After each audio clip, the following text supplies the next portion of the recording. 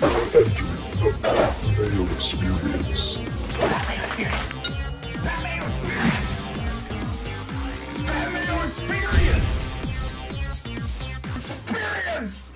Welcome to the Pat Mayo Experience, presented by DraftKings 2022 The Open Championship. Final bets, weather, live chat, and DraftKings ownership, plus pivot plays. Live in studio with me is Tyler Tamboline, toe tagging Tambo of RunPureSports.com. You guys got a live show tonight where you guys are going to hammer down on the final plays. Oh, yeah. Exposures, player pools, roster construction. A little bit more in-depth, but I do love this show, so happy to be here with you again. Appreciate it as always. No, absolutely. And you can catch Run Pure Sports on Mayo Media Network Thursday and Friday. Are we going evening? Are we going afternoon? We're trying to get it in so that we have enough time for the people. We want to get it in as soon as possible, but it just depends on some of the scheduling. But both shows are free, as you mentioned, so we'll get it out there, tweet it out as soon as possible. Yeah, you want Showdown? You can go hit that up right now. I got some money to give away to the peoples I out thought there. to me. No, not to you. No, sorry about that. You have too much money. You're Tambo too rich. Don't worry about that. You're playing in the 4,044, the 888. I didn't qualify for those. That wasn't good for me. So the winners of the giveaway, the number 3 giveaway, the yearly membership to FantasyNational.com has been won by Jimmy Tuite? Tuite. How do you pronounce that? Tweet? Tweet? Yeah, it's To a it? different way to say tweet. To it? Anyway, congratulations to you. Bradley Remp won the official Masters Polo, and Steve McNair, not that Steve McNair, Air McNair 99 on Twitter won the cash prize of $500. Thank you all for getting in the giveaways, making this a huge week still. Rate and review the podcast if you haven't done that already. This will get you into whatever time I do the next draw. It'll get you into that. And if we get I think it's 54 more Spotify ratings, and even if you have Apple Podcasts, just open up your Spotify and boom, 5 stars on the Pat Mayo Experience. I will release Cust Corner 38 tomorrow with Kenny and Cust, and Kenny tells that story about his car at the end, and Cust is mortified.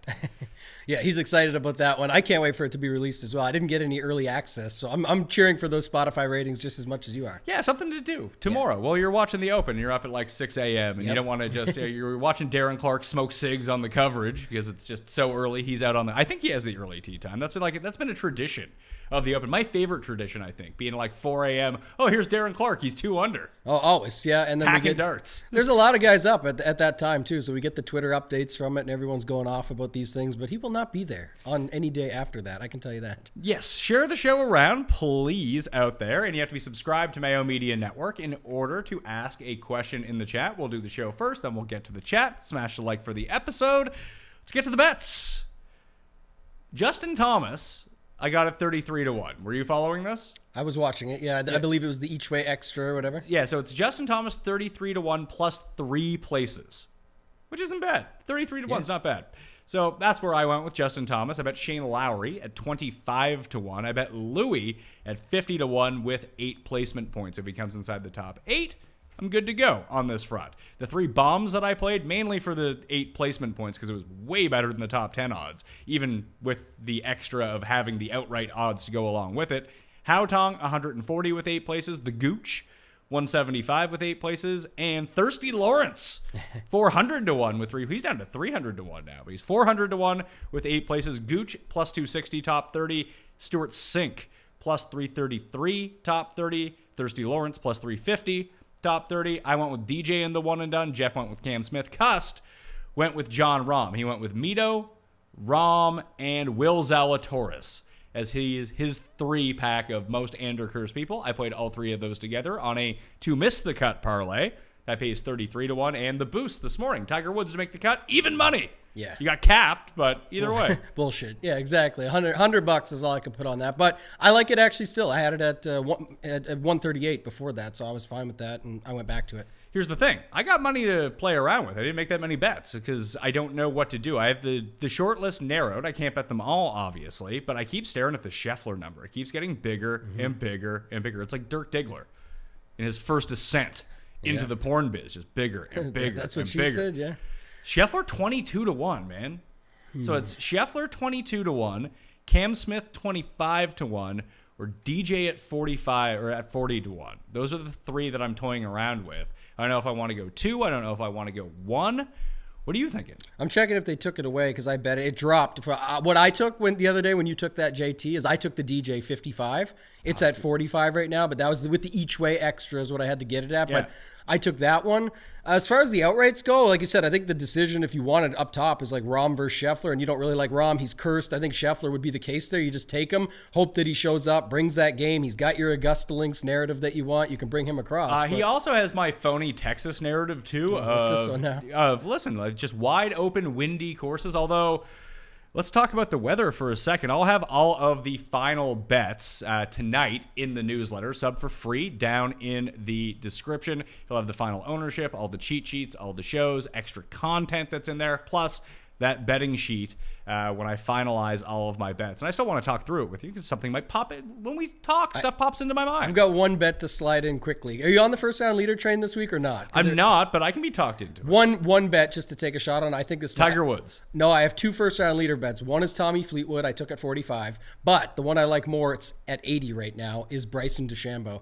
If he's gonna, I don't think he's gonna do it, but if he's gonna do it, he goes out early tomorrow. We're about to segue into weather. He'd have the opportunity. He is gonna probably just, if he's gonna try anything, I think it's just right out of the gate. He's aggressive or he's not. We don't know how he's gonna play it, but I would take the risk at that versus trying to take him at. People are betting him 100 to win the whole thing. Could it happen? Sure. I'd rather just find out round 1, and nothing like a hot start suits it better. So I like Bryson first round leader. Reminder to everyone, lineup lock for bets and DraftKings is 1:15 a.m. Eastern time. So get your lineups in and play in the Listeners League. For God's sake, there's 800 spots left as we speak right now. Hopefully that fills. I think it will. I think it's going to fill as well. So go get your spot right now so we can, put some pressure on people to go sign up. The link is down in the description. 3 max entry, $15 to play, $90,000 of guaranteed rake-free money. Best contest on DraftKings.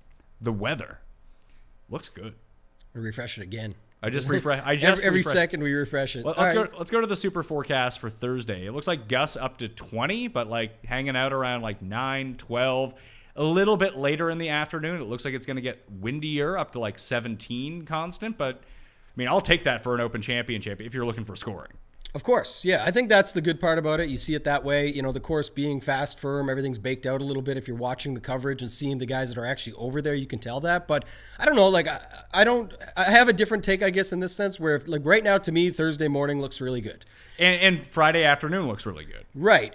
But I don't know what's going to happen tomorrow, let alone Friday. So all I know is that tomorrow morning looks really good. We just revert back to that. So for me, I'm looking at that. There's also like a long-standing, going through all those trends this week. There's plenty of them out there, but one of them was like the first round leaders and the guys that are up at the top of the leaderboard are the ones on day one are the ones you typically see at the end. Obviously, weather's involved in many of those years, and that's maybe why. But I do want the hot start, so I am interested in building some lineups that way. And like I said, you can never go wrong at an Open or anything overseas with wind where you're just wave stacking some lineups either way.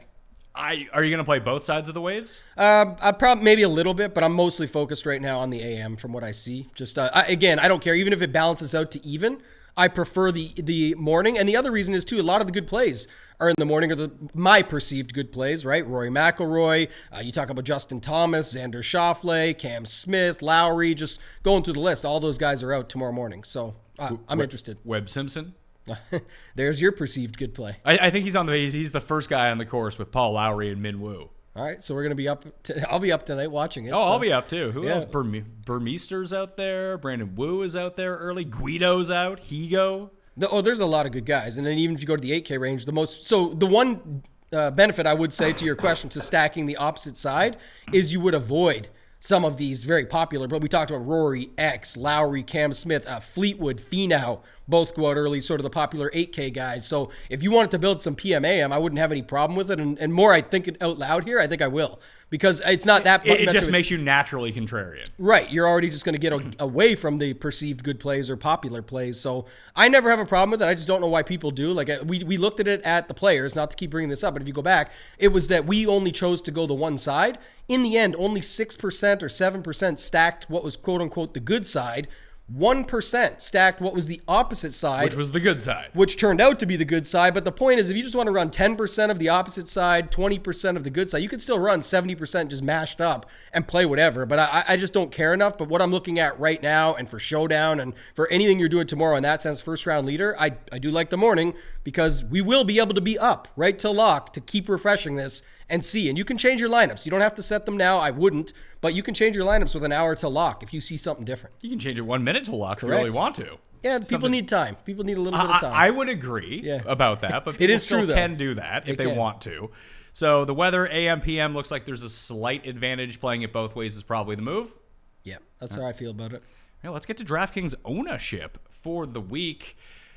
Do you feel like this is going to end up being spread out amongst the popular plays, or do you think it consolidates?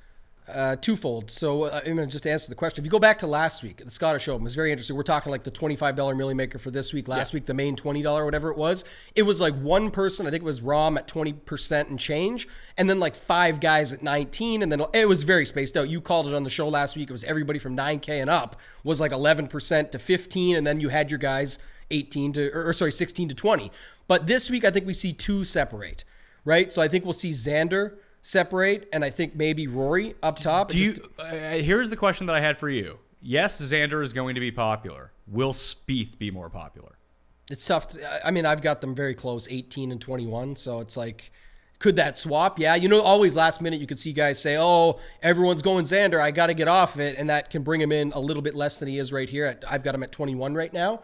But I'm saying, like, you could see him. And then you got to wonder about guys like Fleetwood down in the 8K range, because they're the values that just work. It'll be Finau, Fleetwood, Neiman, Homa. Those 4 will be the ones. I don't know how high they get. I don't think they're the ones that get over it. My question to you is, I think Finau might get over 20%. He could. That's just because the price point and the fact that it works, everything lines up. If people are going to put in the AM, he fits in there, like just situational stuff. But then Cam Smith is always sneaky. He could pop up. And then Rory, we were talking a little bit pre-show outside, but I think with Rory, he's the guy that people are going to up top, right? So is it going to be a spot where he gets over the hump as well, because people just decide I have enough guys that I can play down in that low 7, 6K? Look at those stats. How do you not play Rory? I'm not playing Rory, mind you, but okay. Just because, listen, I'm putting 50 lineups in, and I'm playing Scheffler instead. I don't hate that. Obviously, you can't go wrong with Scheffler, the way he's been playing all season, everything there. But the Rory floor ceiling, I think, just has to be better here. And at the same time, I will say this, even at 20 to 20, even if he gets to 25, and I'm wrong, the price on him just makes it tough. And if you go build Rory lineups, I don't think very many people are as comfortable as you'd think with like in a high stakes or something like that. So, that's how I like to get different up in high stakes. He'll be higher owned there, but it's like then you can mix in so many plays at the bottom and you skip that 8K range completely where everyone's going. So I would say that if you're building Rory lineups, the logical second man in, because we can say like Spieth, Xander, and Fitz are going to garner a lot of ownership, right? Mm-hmm. Playing them with Rory is tough. So I think that Cam Smith is the logical pair that most people are going to go with Rory. Yeah, I can see that. That's why I said Smith can just get popular no matter what, because you could play a Xander. Well, let's say this, not take away from what you said. I definitely think Rory Smith is a way to go. I think Rory Spieth or Rory Xander is more popular for sure. See, I disagree. I think if you look at the 2v2s on those, Rory Xander, Rory Cam Smith, I think that Xander is going to be like 20-something%, but I think people will lead their lineups with Xander rather than pair him with Rory, because I just don't see how people are comfortable making those lineups. I am. You can make them very easily, Rory's, because I was still going to stick to my same point, which I'm still scared to do in a lot of places, but I'm going to find somewhere to do this where Rory and Xander or Spieth, pick and choose, is Rahm Morikawa. And I'm that 2v2 is legit this week. And now Rahm is coming in lower than we've probably ever seen at any major. He was just 20% last week and burned people, and so he's going to come in. Me included. Yeah, he's gonna be lower than expected. Like, it's just the way it goes. He's gonna get more than maybe Scheffler and higher stakes, but he's gonna be lower than Rory. People always like some JT, Spieth, Xander. Maybe even if it's not JT, Spieth, Xander being right there, it still messes things up. So I would say that. But let me ask you this: the question I want to ask, I think other people are interested in hearing, is how do you think people go about their Xander starting point lineups? Where do they go after they pick Xander and say, I'm not going higher than him? Fitz. You think it's Fitz? Yeah. See, I think it's like Cam Smith or Lowry or... I mean, I think those two are definitely on the table too. If you're looking to pivot off of Xander this week, I think Fitz is the right move over Spieth. Now, I'm not playing Xander or Fitzpatrick. I'm playing Spieth. Mm-hmm. But I think logically, like if you're thinking it through, more people will do that. It was like, I won't use Xander, I'll use Spieth instead. They won't save the extra money, which is kind of counterintuitive, but I just think that's how it goes. It's definitely I think that's right. I would go to Fitz. I'm with you on that. If you wanted to get off Xander, I think Fitz is a better pivot there. So I would just go to him versus go up to Spieth. So what I'm looking at right now, I'm guessing Rory comes in over 20%. Scheffler, Rahm, and Morikawa could all be sub 10%. Rahm could be, like you said, like 11, 12. Morikawa is going to be very low. Morikawa might be 5%. Yeah, he's going to be. But Scheffler might be like 7. Yeah, that's why I have him at 9 right now, but I think, it depends on the stakes you're playing, but 8 or 9. And I think because of that Spieth, Xander, and Fitz glut, Thomas is like 13%. Yeah. He'll be the second most popular after Rory, but he's closer to the other guys than he is to Rory. I've got him at 14. Yeah, so we're on the same page. Yeah. So of those guys, I really want to use Morikawa because of the ownership, and I love Colin Morikawa, but I'm going to make that stand with Scheffler instead of him. Yeah, the Scheffler stand is the best to me up top. It looks the best. It's squeezed between Rahm, Rory. It's perfect. I'm just saying the Rory floor ceiling and the course that we're at and the experience and all of that, that's why the ownership's there, right? That's why people are going to. They're not going to play Scheffler when it's $100 more to go to Rory. But the way that I would assess it is that I think they're about equal in terms of what their chances are to win this tournament. Yeah. So just give me the guy at half the ownership. It's true. And Scheffler's won a lot more times and a lot bigger tournaments recently than what Rory has. So in the 9Ks, we mentioned Spieth, Xander, and Fitz. They're going to garner ownership. So is Cam Smith. So is Shane Lowry. So is Patrick Cantlay. I would say Cam Smith above 15%, Lowry right around 15%, and Cantlay slightly lower, like 12, 13 would be my guess. Exactly where I'm at with it. And then it drops off the face of the earth. Everyone's sub 10% until you get to Fleetwood. And then Finau could push 20. Neiman will be around 15-ish. Homa 15 to 18. Yeah, back up for a second. What did you think DJ got to? DJ? Yeah. I don't know, 8. That's what I have him. Okay, that's where I'm thinking. Like if you look at DJ, Matsuyama, Hovland, Hovland's gonna be like 4%. Yeah, that's exactly the number I have on him. And the other side of it too is like Zalatoris is getting squeezed. Somewhat. Yes. He might still be 11 or something. He'll be like 11 to 14. He's not going down to like 5%. I'm not saying that. I'm saying, but because of Xander, Fitz, Cam Smith, Cantlay, people getting sneaky with DJ, quote unquote sneaky, and then you've got the guys down the 8K range and the guys above him.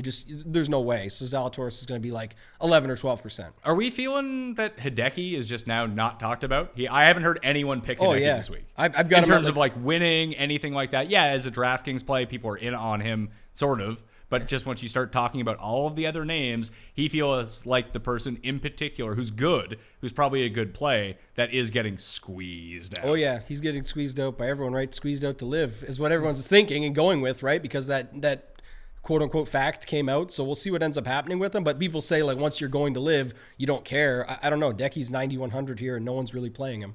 Who do you like better, Decky or Hovland? Decky. Yeah, I would still play Decky. That's what I have. Hovland is very interesting just because nobody's playing him. Yeah, I'm not gonna get it. If he wants to be the one who beats me, go for it, man. Yeah, I guess that's the issue, right? You got to think about that. The 8K range also too. Besides the popular ones we know, we talked about Finau and Fleetwood. There's lots of guys in the 8K range that you could play and still get unique that way too. Are you playing Burns? I don't like Burns as much. Like I said, that's what I was going to ask you next. I still like Louis. I do like Fleetwood, Finau, even with the ownership there. I would take Hatton over Fleetwood. Yeah, Hatton's still okay, so 87. I guess Hatton and Louis is kind of a decision. You don't have to pick. You can play both, but... Sure. Well, good chalk or bad chalk, Tony Finau. It's right on the cusp. It's because, look, I've got him better than everyone else in the range, and the price goes with it, and even with the ownership, it just depends on how high it gets. If he gets to like 25, I think it's bad. How much better is Finau than Connors, for example, who's going to be like 7% owned? I like Connors a lot. I'm playing Connors. Yeah, I would play Sungjae, actually. Okay. Sungjae probably even less than Connors. Yeah, I've got him less than Connors, and I think he's better than both those plays on DraftKings based on everything. So if you're playing multiple lineups then, does it make sense? Let's say you have to allocate a certain amount for Tony Finau because you know that ownership is going to be there. Are you more comfortable playing Finau or breaking up what you would have to play Finau into Sungjae and Connors? It's going to depend on roster construction for me, but I'm still playing Finau for sure. Ownership aside, I think you can get, like I'm talking like in the $25 Millie Maker, I would love just to go to Sung Jae and just take my chances. That, he's got a great little around the green game. But higher stakes, you prefer Finau. I like the floor. I think he's very safe, and I think he has the upside still. And I know Finau and safe doesn't always go together, but it has at Opens. It has in the past. I just the price is so good at 8,400 that I do like him. Beyond Homa, who is going to be popular at 7,900, who else are you seeing with ownership below 8,000? I'm seeing Seamus Power at 7,400 as a fairly popular play. And outside of that, I don't see any one person sticking out. Maybe Tom Kim. Power and Fox. It feels like everyone's off Fox now. I hope so. You're there. Oh, I'm back to it. Yeah. Like if we were talking, like you're not going to play him at 8,500 last week with where he's at. Now they went the other end of the spectrum. The pricing was just the way it came out and the way it happened is just the way it is. But I'm definitely going back to it's more linksy. We talked about it's a more realistic style to what he's been used to. And I just think anything he did wrong last week, he can learn from this week. I'm also back to Lucas Herbert underneath at 6,900. It's just, again, he missed on the number in like a embarrassing fashion for himself last week. And now you can go back to him too. So there's guys down here that I'm going back to from last week. Tom Kim? I still told you this on the other show previous in the week, like when we did it with Raza. It looks really bad on paper when you jam all the ownership to him. He's definitely an extremely good, high young talent. But what are we thinking the actual ownership is going to be on? 7%. I'm with you that it's probably between 6 and 8. But if we wake up, we don't wake up, we stay up and look at ownership lock, and the ownership comes out, it's like 3.8%. I'm not going to be super stunned because people don't fucking know who he is. Yeah, just play 10% if you want. Like I just don't think he's like last week. And I also hate the fact that like last week we pegged it at 3%. And now everyone hops on this week. That's like the worst time ever to get after a play. So you can use Thirsty Lawrence instead. I do have Mr. Thurston Lawrence in there. I think he's interesting. I think a couple other guys. Is there anyone below $6,500 you're considering using? Because the only one that really sticks out to me is Brandon Wu, and I'm probably not going to get there. I'll have him in some. We played him on Round 4 Showdown last week. We like him, and he's not bad. So I think Brandon Wu at 6,100. Laurie Cantor shows up a little bit as another guy. But these are just, I'm not going to play a lot of these guys. We'll talk more about it, but I'm just saying, like, I think the upper 6K range is loaded. And I think even if you think Ryan Fox gets ownership at 7,100, the best thing to do is just have him as your fifth man, where most will have him as your sixth. Most will have them as their sixth man. You plug in one guy below him, Dean Burmeister with Ryan Fox. And now you've got two plays. And couldn't Dean Burmeister be 7,100? Yes. Yeah. He played better than Fox last week, and he's coming into the week. He's got a good history. I think there's an opportunity there to just do something like that. So I'm just not worried about getting different this week because I think there's so many ways. So here are the names that I'm considering using from the upper 6,000. So I am using Thirsty Lawrence at 6,500. I'll make a decision on Tom Kim a little bit later on. I got Burmeister and Sam Horsfield highlighted, both those guys. Mac Hughes at 68, Stuart Sink, who I'm most definitely using, at $6,800. Lucas Herbert and Keith Mitchell at 69. Still stuck on that because Mitchell looks like he might pop in ownership a little bit. Yeah, I have him close. I've got him at 9 right now. Wyndham Clark is another one that people are really gravitating towards. I was going to say him too earlier. But Hao Tong, I love. People know that. But I'm using Hao Tong at 69. He's going to be my last man in on a lot of lineups. Yeah. I don't mind Hao Tong at all. Obviously, it makes perfect sense. I think you talked about betting him too, so I like that. I did bet him, yeah. That's a good. I like that bet quite a bit actually, and especially with the 8 places and stuff. But you've got Lucas Herbert, who you mentioned, Audrey Arnaus. Played him last week, played pretty good. He can score. If scoring's not there like we think it's going to be, or some do, then he can still play the game. I think that's why guys like him and Herbert are both interesting at that price. Luke List, I was trying to talk to you about this before the show. We got on the show with Raza. Him and Siwoo were not in the pool at that time. Luke List is there. I don't think it's going to be necessarily the same result, but the reason I'll take some chances on him is I do feel like it's a mispriced last minute throw into the field at 6,800, kind of like Brandon Grace last week, not guaranteeing the same results, but at 6,700 we knew Grace was just a bad price. It was just a mistake putting him in at that. I know it's little margins here, but 6,700 could have been 7,300 last week, and Brandon Grace would have still been interesting. 6,700 was too little. They could have put Luke List in at 7,200, and you wouldn't have batted an eye. So when you can get a little bit of a break there, and it's a guy that I just think can show enough upside. So I don't hate him. I liked your call on Horsfield. I like Burmeister, Dietrich, who I talked a little bit about earlier. And then are you playing Dietrich? Yep. Oh, yeah. Are you playing Wyndham Clark? I haven't decided. He's 6,600. The thing is, Dietrich's the same price, but Johnny Manziel is $6,600. I don't like his complete game. I liked him for the off the tee and the ability to just get it out there. Here, I don't know. We talked all week about this, but I don't know if that's as important as what everyone's taking it up to be. What about Griot? No. Okay, hard pass on Griot. Chris Kirk. He's interesting. Again, he's sort of opposite of what everyone's going for this week, right? He's obviously not a bomber, but if you go at Fantasy National, you check the stats, you look at things like that, and then you just think about how many lineups land at 6,800. It's who do you like, him or List? For me, that's the only two that I really like. You like Hughes, I know, and Stewie Sink. But I don't know how much I like Hughes here. I think I like him at a traditional open setup, and I know this is like the most traditional, but I feel like St. Andrews plays a lot differently than most of the other courses in the Rota. And maybe that just won't make a difference, and that's what you want to do. But I feel like this style of golf, like I think that link style golf is really good for Spieth and Cam Smith, for example. I think it's probably good for Mac Hughes too. Like it very really well could be. It really enhances what he does well and puts an emphasis on that. And where you can kind of hit it wherever at St. Andrews, long, short, left, right. I mean, Mac Hughes can't drive the ball, but that seems to be less of a problem. Yeah, I worry a little bit more just looking at, like I said, the footage and stuff like that. Just the stuff we're seeing the last couple of days, and people are talking about already about the browning and the fast and firmness, that when the guy like him gets a hold of it and it falls into the pot bunkers and then all that stuff that he's got to deal with out there, is he going to be making birdies or is he going to be making bogeys and then finding his way down the leaderboard that way instead of up? So I don't know. I think, I like the other guys there more. I would probably play like List, Arnaus, Herbert. I'm more comfortable with those guys. The Keith Mitchell one is tough because if he gets that ownership, there's too many guys around him. What do you think the ownership gets to with him? I see 8. I see 8 too. 8, 9 is where I was at with it. So, and I think 8's better. So I've just adjusted it, but I'm just thinking, again, that's like the game theory side of just playing it off that. If you think everyone right now, here's the deal with Keith Mitchell. His dad and his sister have the local ties and all these factors. Where like, does that make him play better this week? I don't know, but I don't think so. So he still has to go out and play. I have some interest in him on the season. I liked him, played him a lot, made some money with him, but I don't think necessarily he's good at that number of ownership when you can play all these other guys around. And then we talk. There's so many guys in the 7K range too. Any interest in Kisner? I keep hearing him brought up. I know some guys. Do you? No, not like that. I'm just saying like people that I talk to that are interested for sure based on the, like I said, the fast, the firmest. I know there was an article that came out a little while ago that he talked about being able to win at this style of course. Like this is where he could win at. So again, does that make him win though? No. So he has to actually go out and do it. And is he capable? Sure. But there's just so many guys. You can't play them all. He's played in 6 Opens. He's made the cut in 5 of 6. Where'd he miss? He missed here in 2015. Yeah. If you're digging into that sort of there thing. you go. Exactly, yeah. There are some other like randos that and it's mostly in the bottom to mid $7,000 range. I just want to get your take on some of these guys. Wasn't in on Webb Simpson, but Rick kind of sold me on him.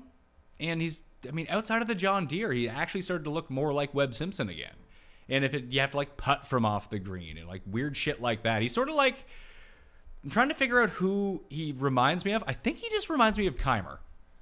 Yeah, you're thinking Pinehurst, like just Pinehurst, just like, oh, you're off the green. Oh, you just pull out your putter. Let me putt it it's up fine. here and get it in tight. That's why I like Adam Scott a little bit too, who I know you like. Yeah, I like Adam Scott for sure. I just think, you've got also Leishman right there. I'm good on passing with Leishman. Yeah, Casey. Okay, I'm good on passing on. I mean, we have our Tiger Casey bet. Yes, we do. I'm using Tiger, by the way. I've decided. Yeah, I'm not doing that. The make the cut bet is good enough for me. I don't think 4 days, like I said, I just don't think it's going to happen. So, Rose, yes or no? No. Gooch, yes or no? Gooch is a hard yes from me, by the way. Yeah. I like Gooch for sure. And again, he's another guy that all the stats will pan out on. He's not going to get, like, the ownership's just not there. It's 5 or 6%. So I think he's fine at that price, 7,300. I actually liked Jordan Smith from last week. I got Jordan Smith highlighted. 8 consecutive top 25 finishes for Jordan Smith. Yeah. Jordan L. Smith, by the way. We're going to see a lot more of him, right? I know I talked about this the other day, but he's going to pick up a tour card, and you're going to see him. So I think he's good. And then I still like Varner. We talked about this the other day. I actually like what we saw from him. He took the time off. He went and played with Lowry in Ireland. Like, they've shown up at similar courses too. I went back and looked, and sometimes we have like the Rom Palmers that show up at the same places. Keith Mitchell, Rory. I don't know. Maybe that's true. I didn't dig deep dive into Keith Mitchell, but with going back to Varner and he was playing the practice rounds with Lowry, it just made me think of those two playing well together. And the most recent time was the RBC Heritage, which also had Spieth and Cantlay and guys like, again, not saying it's even close, not comping the course. It's when they're playing similar styles, they can put together. So if everyone likes Spieth this week and everyone likes Lowry this week and guys like that, I think it could be a spot where you see them show up together and pop up again. But Varner, I think, is just fine anyway. He's actually been a bit of a big game hunter in the past as well. You've seen him at some of these bigger tournaments and these majors show up. So 72, not a bad price to take the risk. Patrick Reed. Yeah, he's one of the live guys I've come around on too. He's same price as Gooch though, and I prefer Gooch, but I do too. Doesn't mean I can't use both of them. Yep, you can play them both together. Woodland. What's his price again? 71. I think I'm going to use Moronk and Fox instead of Woodland. I'm definitely using Fox over both of them. Moronk is interesting, but Moronk, now that he missed a cut, he's back down to like 1% ownership. Yeah, and another guy that just had the price dip, 77 down to 71. He's no good anymore, but he's the guy that beat Fox 2 weeks ago or before that event. So Peters? Yeah, he was another one there. Him and Smith. So Gooch, Peters, Smith, Varner, and then I'll have less of them, but Mito. Those are sort of the main guys down Mito's there cursed. with Fox. I know that, but I don't care. Remember last week? Yeah. When he wasn't cursed and he was like the best player in the field, then he was cursed, then he was the worst player in the field? I think you can't double curse. I would say that Mito Pereira is a prime example of guys who are uncursed to cursed very quickly. You can't triple stamp a double stamp, Pat. You can. No. You can. You can't. And so I'm going back to him. I don't care. I'll try and break the curse. All right. Well, good luck with that. People have tried. Doesn't usually work out. You can't curse Mito 2 weeks in a row, especially after it was in-round curse. He cursed him at the PGA Championship, too. Yeah, that is true. So I guess you can't do it 3 times in a row, and the triple stamp and double stamp plays true. We'll see. Henley, I mean, every time that you look at stats, Henley is going to pop up. No one has any interest in him at all. Yeah, I think I deleted him off my list, actually. So just no interest. Okay. 7,200. I didn't, but yeah, he probably should get deleted. Will it? I changed my tune on that one, too. I just can't. I don't Can't get see there? it. The form is just too bad? Some of the guys, like this week in the $25, I just threw like some lottery tickets. So maybe I built like a Mayo Saturday show lineup that I built when we left here that he might show up. But he's not going to be in my main 150 that I do on like the $5 150 max or something with 100K up top. Well, decisions need to be made. Is there anyone that we didn't bring up that you want to give a special shout out to? Siwoo, Kevin Na, Aaron Wise? I think I guess the only guys we didn't talk about was the Brooks Bryson conversation Pass. on both. Yeah.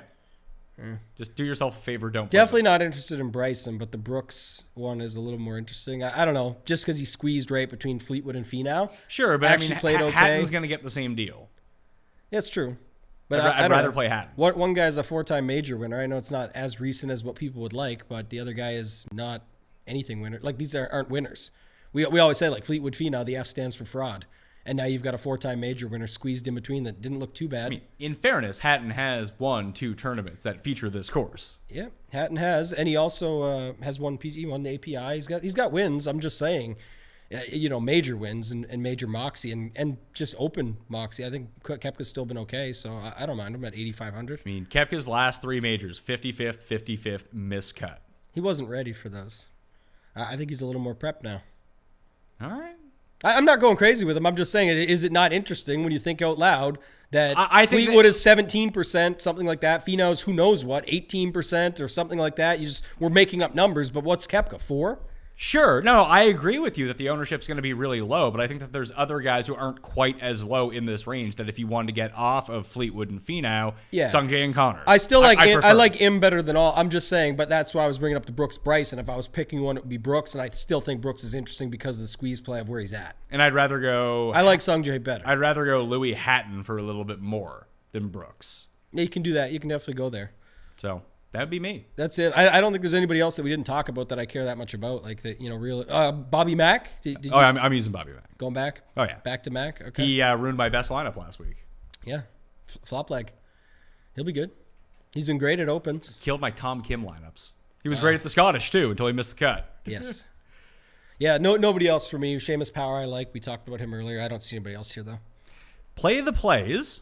Since we were narked out and I had to sit through an HR meeting about lineup sharing, we can't give out 6 people, but let's come up with a fundamental core that we can build. Okay. Don't ever have to sit through an HR meeting about this stuff. So start it off. We can go quick. Xander Finau.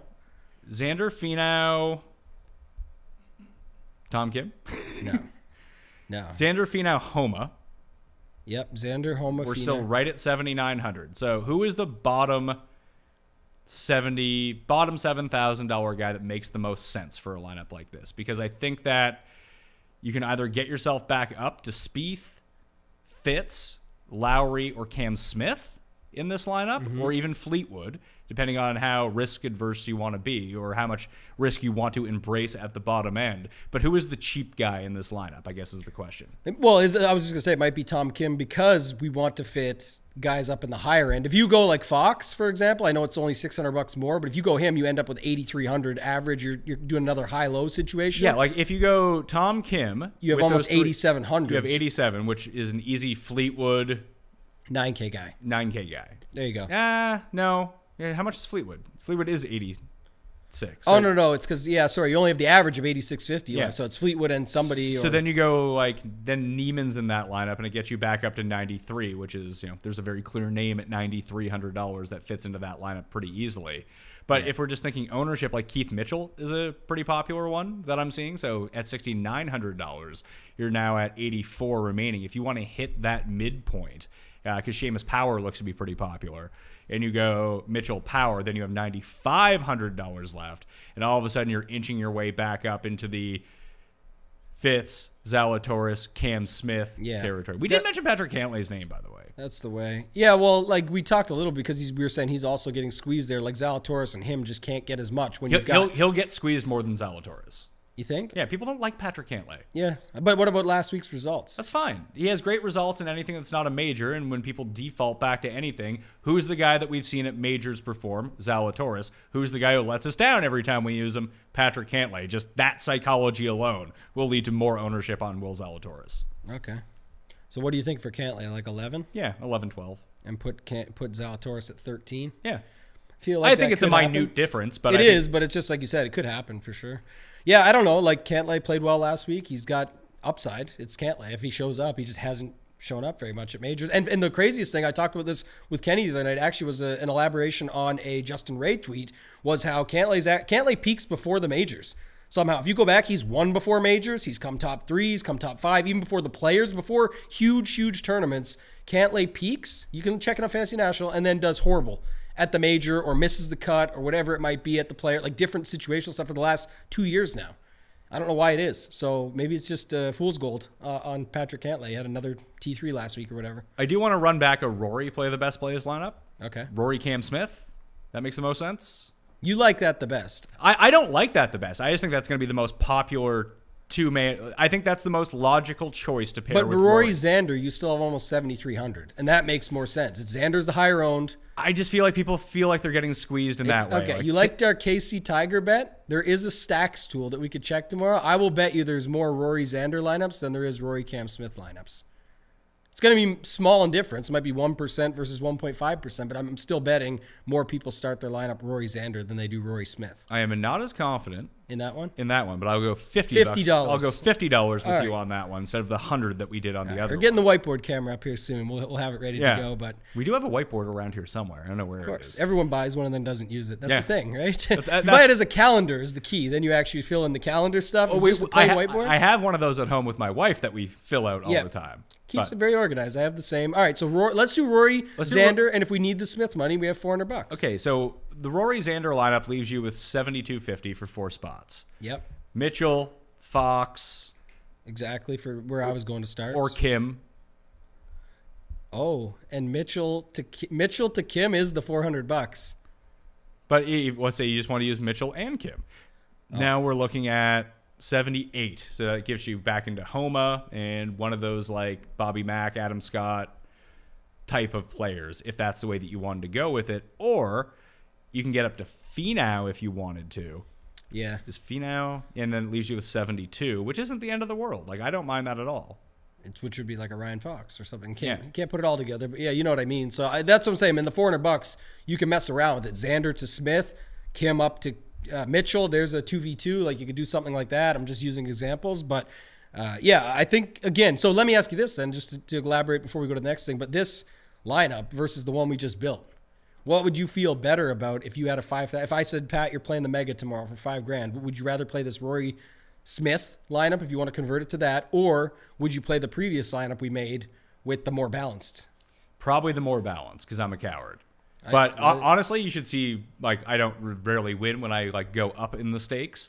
But I play, like, the $100, $200 single entries. I usually enter the same team. And it's usually, like, I would start my teams with Thomas or Scheffler. Okay. Is how I would play those tournaments. The reason I mean, far more variance, I feel like, comes into play. But I feel like if I have made the correct pick, I got a good chance of winning if I hit it. Where if you get Rory right, that's great. So did 40% of the field. That's true, too. That is the other angle on it. I just think just starting, like you said, the balanced builds when people are out there playing this week, there's a lot of good single entries, $33, $100, $50, like even the cheaper ones, people will want to play a balanced lineup because, like you said, it just looks so much better on paper. What about this start? It leaves you with $7,100 for 3 spots. Lowry, Xander, Cam Smith. I think we're going to see a lot of variations of this lineup with Spieth and Xander and Smith, or Fitz, Lowry, and Xander, whoever it might be. I think there's going to be a lot of variations of that. The 3 start in the 9s. Yeah, it's Rory Smith, Finau, or Xander, Smith, Lowry. Rory, Smith, Finau. See, that's why I do think that the Smith ends up more popular, because you can fit Finau into those lineups. Yeah, I mean, we just fit it into the other, but you're right. You can definitely do it. So we'll see. That's a good bet to have. But I think people will definitely start with either 2 9K guys or a Rory 9K guy. Then we do see 3 9K guys. I'm going to throw this out here for you. Some prize picks for day 1. All right. Go to prizepicks.com. Use promo code MMN for Mayo Media Network. You'll get a match deposit of up to $100. Rick brought this up, and it kind of clicked in my mind. They actually have a whole bunch of stuff right now. They basically have to make the cuts up there if you want to, and they're all set at 36.5 holes played if that's the prop that you want. And they have some like interesting names down at the bottom. Like Tiger's a part of it. If you think Tiger makes the cut, boom, he can be on your squad. But just for round 1, I'm looking at greens and regulation. All the top guys are at 14.5 greens and regulation. Looking at the wind right now, especially earlier in the morning, just smash the overs on those. Like basically if they hit one of the 2 par 3s, you should hit your over, unless they play horrible. Yeah. I like that for sure. As I said, the greens are already massive, and now you got the setup for the guys in the morning, and you can pick a lot of them. Like we had the list up earlier. I see that they're listing everybody here, so you can get the big names anyway. I'm saying at least that I've looked through. Yeah, who's going out in the morning? Rory. Is Rory's in the morning? Yep. Yeah, so you got Rory, JT, Morikawa, Schauffele. Rory, Xander, who else you say is out there? Cam's. I mean, it depends on how early you want. Like JT, for example, and Rory go out around 10 o'clock. That's fine. That's still fine to me. So I'm saying Cam Smith, Shane Lowry, Hideki, Hovland. I would maybe leave them out and just play the guys that you like the most. But yeah, Cam Smith and Fleetwood's out there too. Yeah, Fleetwood, Finau. And Fleetwood, I think, is a little bit below. I think he's at 14 on the dot. No, he's at 14.5 still. Is he at 14.5? Yeah. So you go Fleetwood, and you said Cam Smith? Yep, Cam Smith is out. Cam Smith. When's Scheffler out? Is he PM AM? He's PM. So you just go those 4 guys. Let's play that. Your guy Webb is down there at 14? Yeah, I mean, I feel like he's out first. He's out first. No, yeah, I understand that, but I feel like Webb is a bit riskier okay. than Xander and Rory. When's Homa out? He's out late. Homa's out with Tiger. Yeah, he's out late with Tiger. Yeah, so, I mean, Fleetwood, Finau, Lowry, Cam Smith, and then the other guys at the top, right, that we talked about was Xander, Morikawa. Even if you want to leave Morikawa out, you got Xander, JT, and Rory. You can play a bunch of these guys. Smith. Thomas is out in the morning? I think. JT. Oh, yeah, he's out with Lowry and Hovland. Yeah, he's out. Okay, we'll do a 5 play. I mean, the move on Prize Picks is always to do the 2 play and just like pile up. But I'm greedy. That's how I'm gonna go. I'll go with Shane Lowry. I like how Shane Lowry. Actually, no, I'll go with JT. Where's JT at? Oh, famous last words. Yeah. JT over Lowry. There's the switch. I mean, I bet both them to win this event. I should probably throw them on this instead of Tommy Fleetwood, but here we are. Yeah. I'll throw on Lowry instead of Fleetwood. So it's a 5 play. I'll go $200. $200 wins $1,600. It pays 8. I mean, they've actually down juiced it because I think that they know that 14.5 is probably a bit of a soft line. So they've added some vig to it. So it's 8x. If you get all 5, it's 1.5. If you get 4, and you get a bit of money back if only 3 of the 5 end up hitting. But if we hit 4 of the 5, we're good to go. I'm expecting to hit all 5, so we'll get 8x, 200 into 1,600. We'll be good to go. PrizePicks.com, code MMN to get that match deposit and get in on that. Rory, Xander, Smith, Thomas, Lowry, all over 14.5 greens in regulation on Thursday. I like it. There we go. Ready for the chat? Yeah, ready. Are they ready to chat? I don't know if people are ready to chat or not. Let's go. Thanks for the content. How do you guys feel about Lucas Herbert? I like him. I said this earlier, but just going back to him from last week, it was just still a good setup for him. You liked him last week, should like him this week. And I think also, too, the putting that we talked about, just talking about hitting these greens. People are going to hit greens, but be a long ways away. So if we want a good putter, he's the guy that can do it for you, and just missed in embarrassing fashion last week. I don't expect that to be the case. I'm a bit more wishy-washy on Lucas Herbert, to be perfectly honest with you. I probably will not end up using him. Fratelli or Dietrich? I think Dietrich is your guy. Dietrich for me, yeah. I'm probably out on both. Do you go safe at $6,800 with Chris Kirk or go risky with Sink, Hughes, or List? Weirdly enough, I think Sink is the safest of those four guys. He probably has the least amount of upside of those guys, but I think he has the best floor of those guys. I mean, Kirk's very close. Maybe. I'm still going to go risky with List. I like Sink the best of those guys. I need a 1v1... some 1v1s I need. Fleetwood or Louis? I like Louis. Yeah, I'll have more Louis, but Fleetwood I think is probably safer. Lowry versus Smith. I like Lowry. Lowry for me. Mitchell versus Kirk. I actually prefer Kirk. Yeah, it's probably Kirk. I think Mitchell could just crush people, to be honest. So I'll take the other side of it, because Mitchell, what is it? Like I said, it's just the narrative stuff. You know, and he's a bomber, and so we're playing that angle again. Yeah, pretty good around the greens lately, at least. I don't know. I feel like he could crush people at 6,900. There's lots of other guys above and below. Morikawa or Cam Smith in one and done? And the one and done at this point, just like no one's going to be overly popular because no one is left to choose from. I would say that Morikawa is less popular. Oh, I think for sure he'd be less popular. It depends on where you are in one and done. If you should be playing a strategy. If you're out of this thing, play someone else that nobody's on and try and hope that they win, and you're at like a 2% winner that you could actually level up and try, and you'll have to do that like 3 or 4 weeks in a row, but it's your only chance. You're gambling anyway now. The money's either zero if you're not in it, and if you're in it, then the safe, I think Smith is probably the better play. Morikawa is the riskier, still high upside play, but Smith is probably better. It's like when people don't late swap in DraftKings NFL when you've already lost. Like, well, what's the harm of just playing the absolute jabronis on the slate that no one else is playing? You're already going to lose. That's the edge. That's people don't want to do it. They're lazy. Paul, this question is for you, sir. Give it to us straight. Should we play Keegan Bradley? Probably not, but I am. I'm not. Because I'm sick. I'm a sick pup. I don't I like play him. Keegan every week. I'm playing him. I only play 3 lineups, and I'm playing him in 66%. There you go. Oh, There's I some love that exposure. line when you're playing. How much you got him? I got 66%. How many lineups are you playing? 3. All right, there we go. You can play those lineups in the Pat Mayo Experience DraftKings Listeners League. Join. Link is in the description of the pod and video right now.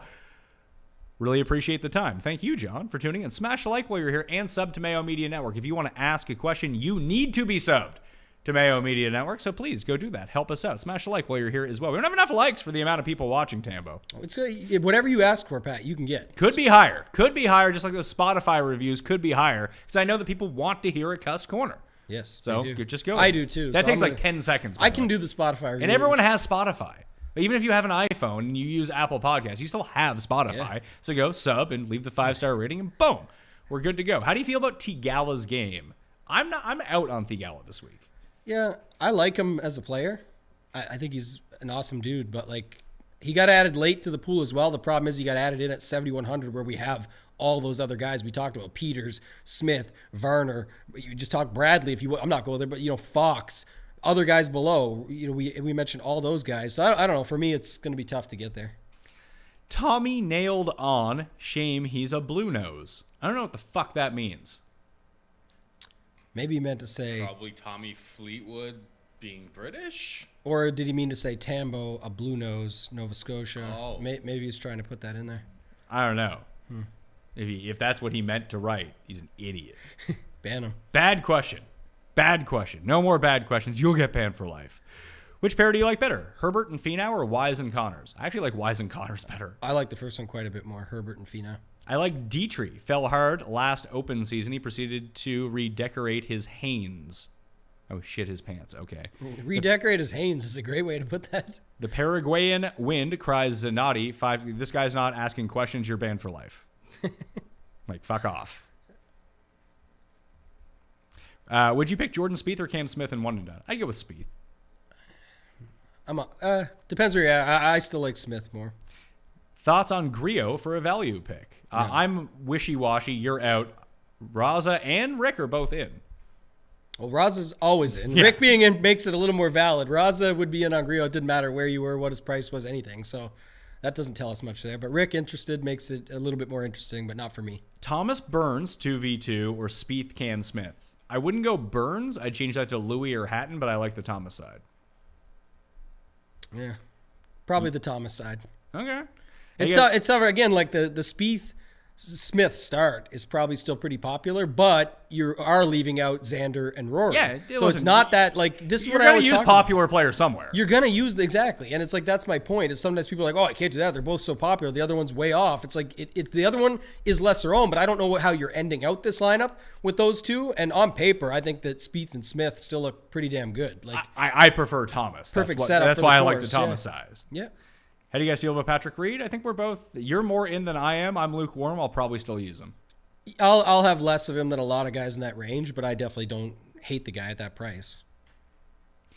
Seems like outside of Burns, Fleetwood, Finau, Neiman, and Homo, the ownership is low for players between 92 and 75. Would this leave you to believe that making a balanced build would be contrarian? Well, it depends on where you start. You start with Xander and Spieth, no. Yeah, well, I think you nailed it earlier when you put together the third of what we were just looking at. It wasn't to play the best plays, but just what do we think of this, you said. And that was that I think people are either going a guy up top with 1 9K or they're going with 2 9Ks. And Finau. And maybe Finau or Homa. Fleetwood or Homa or whatever. They're balancing it out at that point versus what you said. You can start with 3 9K guys and land in the same range of 3 guys left pretty much as if you had went the Rory, Smith, Finau. You can kind of do that by just going 3 9K guys. Lowry, Cam Smith, Hideki start. There you go. That's what I mean. One of those guys can definitely win. The other 2 can definitely top 10. And then you're filling it out with the same guys that you're saying can happen if Rory wins or if Xander and someone else wins. So I just think that's a way to get unique for sure. Do you agree that length and leg putting are both key skills this week? Yes, I do. I think, again, I've talked about this all week, but I think length is always just the best players have length. If so, doesn't Bryson make some sense? I just don't think he's got it here. I don't think he's got 4 full days. I love the first round leader bet on him just to take a shot. 90-1, I got it at. Favorite one and done outside the top 50 in the world rankings? Haotong, Bobby Mack, Willett, Woody, or Woo? That would be Brandon Wu. I like Haotong the best, actually. And what was the second one after Haotong? Robert McIntyre. Yeah, one of those 2 for me. Finau, Thigala, or Fleetwood Haotong? I think Fleetwood Haotong. Yeah, I like the second one. Any love for Thirsty Lawrence? Absolutely. Yep. I mean, I bet him to win. I bet him to come top 8 and bet him to come top 30. You love him the most by betting him all that much, but I know like I played a bunch of him in round 4 last week, and he came through in the clutch with the tougher pins and all that setup as well. So I don't think he's a problem here at 6,500. Any thoughts on Brian Harmon? I actually have literally no thoughts on Brian Harmon. He didn't even occur to me this week. The thoughts are usually my guy Big T says bald, short, khaki pants. That's the thoughts on Brian Harmon. Finau and ZJ or Leishman Reed? I mean, Leishman Reed. I'm not using ZJ. Yeah. Hey, Pat, do you think Justin Thomas is too good to resist at current odds? Well, I bet him. So, yes. And you got a good number. Wow. That number's gone now. Yeah. You can still get the each way to 30, I think, on the extra. I think that's They what took it is. away and they brought it back and they adjusted some of those numbers. Yeah, they That's adjusted why. the numbers. They So shaved I them feel down. like we beat them. I think so. I think they realized they put out some bad numbers. Let's see. Yeah, the Thomas number is 30 now. So we got 3 extra points. Not the worst thing in the world. Yeah, the Some of them were worse. Like DJ went down 10 points. Yeah, well, DJ's odds just got cut. Yeah. Scheffler, you can get up to 25. I think I'd just rather bet the 22 and not involve the each ways. Right.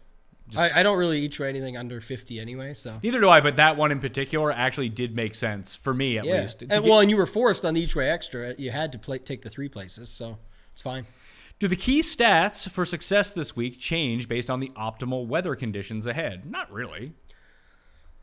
Like birdie or better probably gets overemphasized, but I had that emphasized anyway. Guys are gonna make birdies here. Like the winning score is gonna be like 18 under. The bigger play though, and I think what most people are the underlying or my read between the lines would be is they're saying is the distance factor.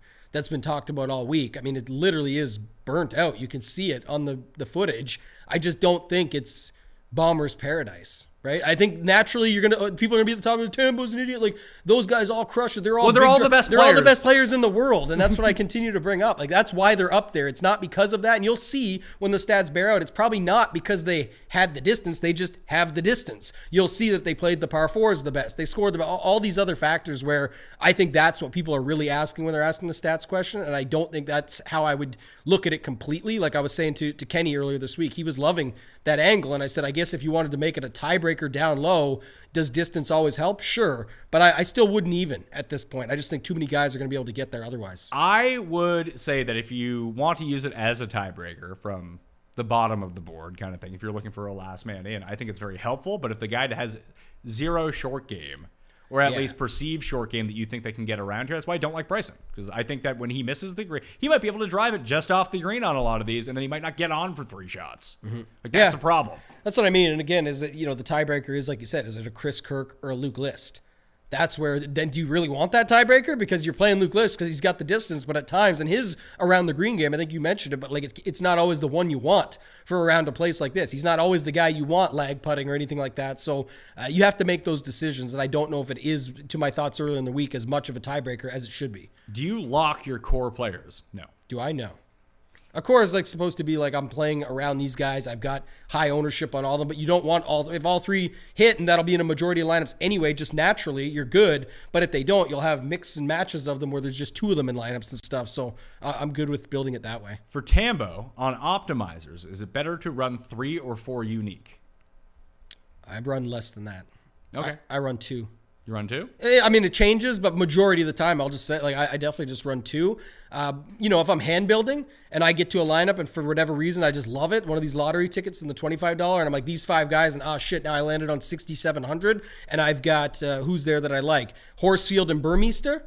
I literally will put in one, and if I love that lineup, it's just play it another again the ticket. other way. It's no different than what you do at like some of these real lotteries in real life. You can just play the other numbers. Play your numbers. Yeah, play your your numbers. numbers and then like 1 extra. Yeah, that's it. So I definitely do that. No problem. 3 or 4 is a lot, even on 150. Like you're just ended up with too many offputs of what you'd want your core to be.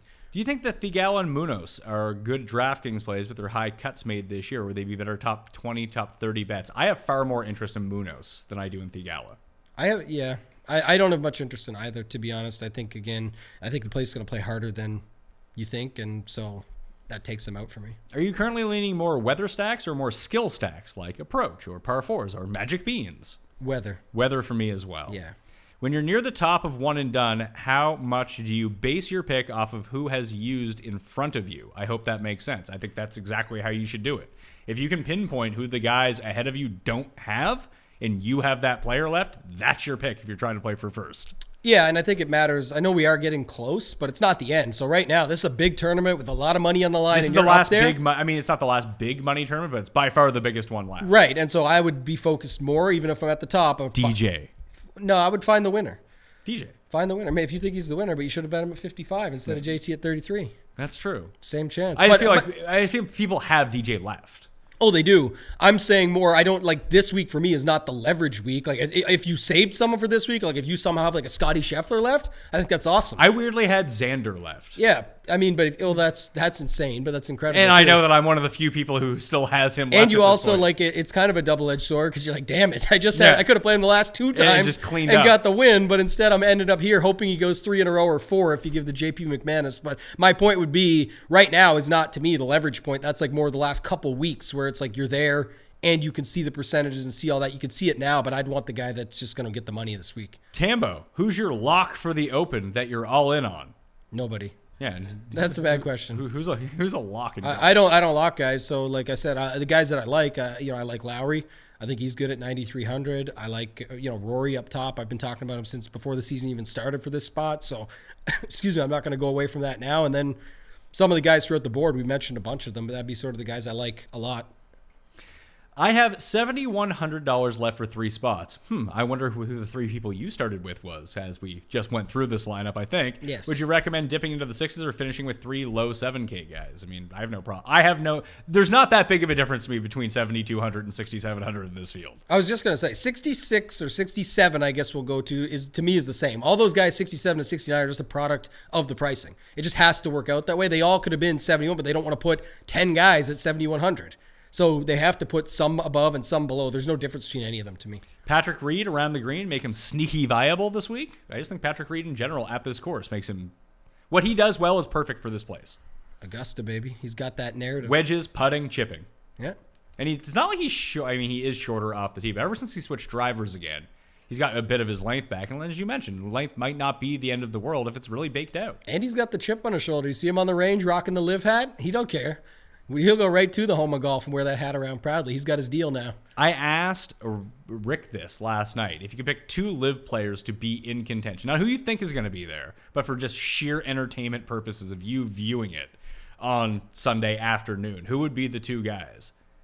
I think Bryson for sure. And let's throw Phil out because Phil is the answer, right? Yeah, I don't know. Phil's the answer for all the old heads. Like everyone loves Phil. We want to see. I don't care if Phil's there. It was interesting at like when he won the PGA Championship. Yeah, but I'm saying but in this scenario, he's in the mix. Yes, my dad would be excited. I would be excited too. I wouldn't care. Imagine if we there. got like a Phil Tiger. That'd be about the only if you can make 2 things happen. Sure, we're talking live guys. You know, what I think would be the most exciting is Brooks. No, Bryson's the most exciting. Maybe, and I said him first. So I'm saying I think Brooks would actually be because he has the 4 majors. He's a guy that really gets the chip on his shoulder. We'll talk that shit in the interview, even though he's trying to be hard and he's not. But I think he would be the most. And DJ doesn't care. No, DJ doesn't make it interesting to me. Phil doesn't make it interesting. Gooch doesn't. Phil Reed makes is it okay. Phil makes it interesting for me. Just because he's sort of the figurehead of all of this. Like, I hope it's Louis, but Louis legitimately does not move the needle whatsoever. Like, Louis and DJ don't move the needle at all. And I don't even think Reed does, as much as he's a villain. I think Reed does. I think Sergio does. I've got one. Sorry to cut you off. You go back. Give me this. You did the pick. If you could Phil Tiger, sure. You know what's just as good, though, to me? Obviously, that's the best one with Tiger involved. But Reed versus Rory.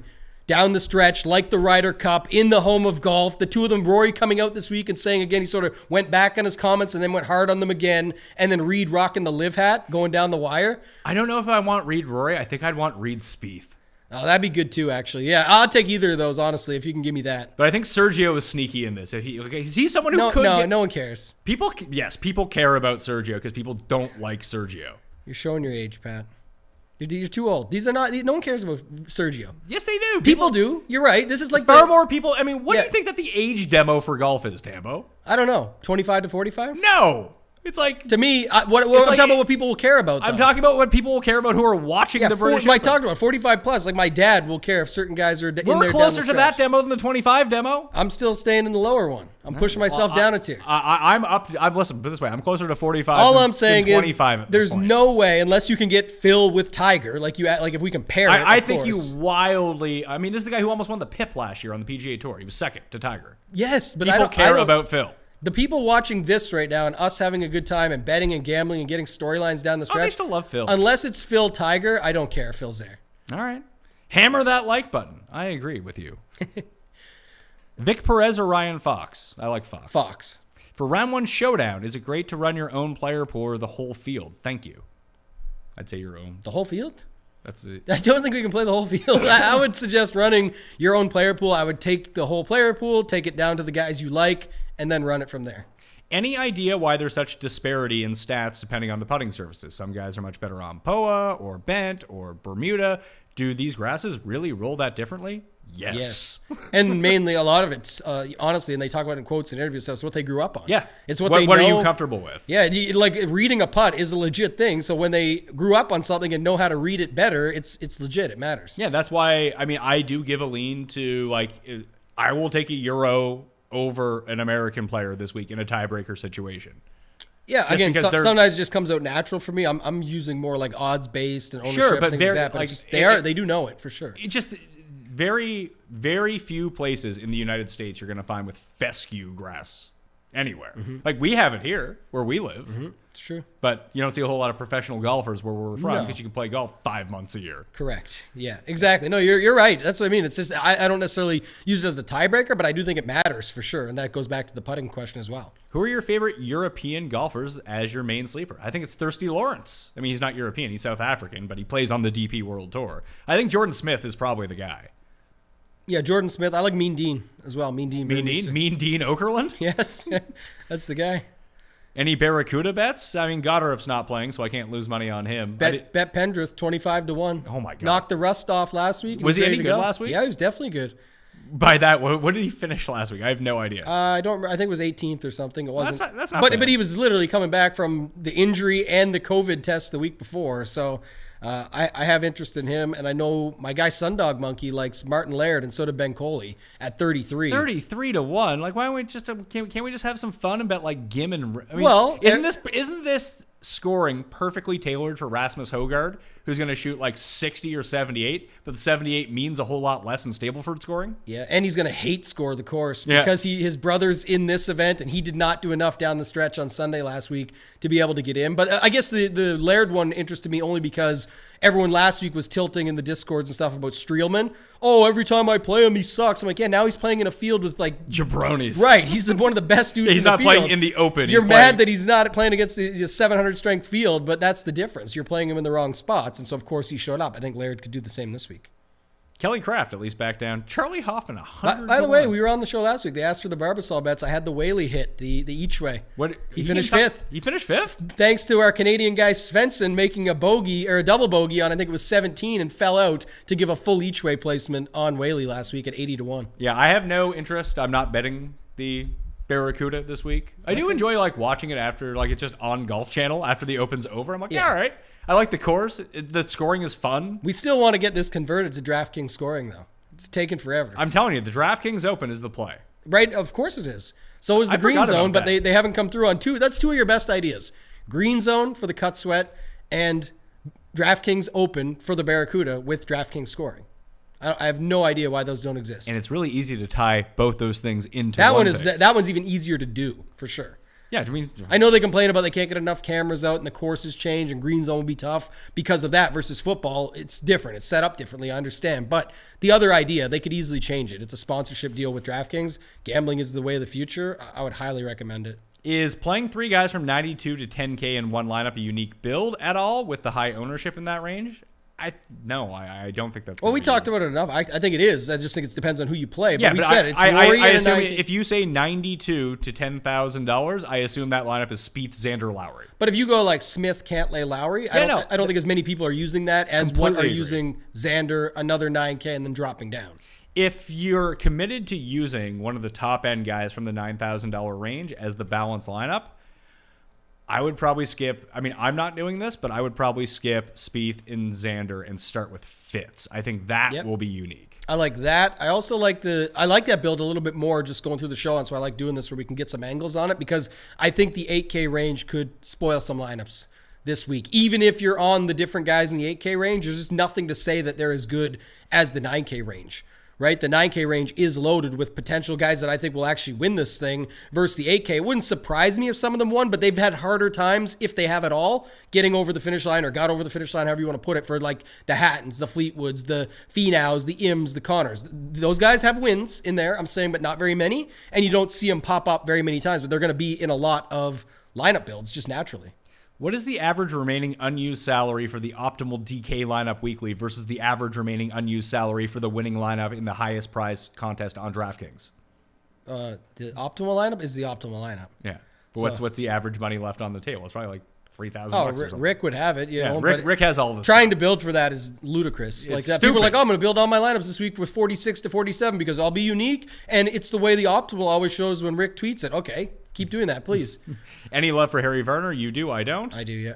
Are you worried about Scheffler's putting inside 10 feet recently? He's missing a lot of short putts. I mean, if you're concerned about that, don't play Rory McIlroy or Jordan Spieth, who love missing 5-foot putts. Yeah.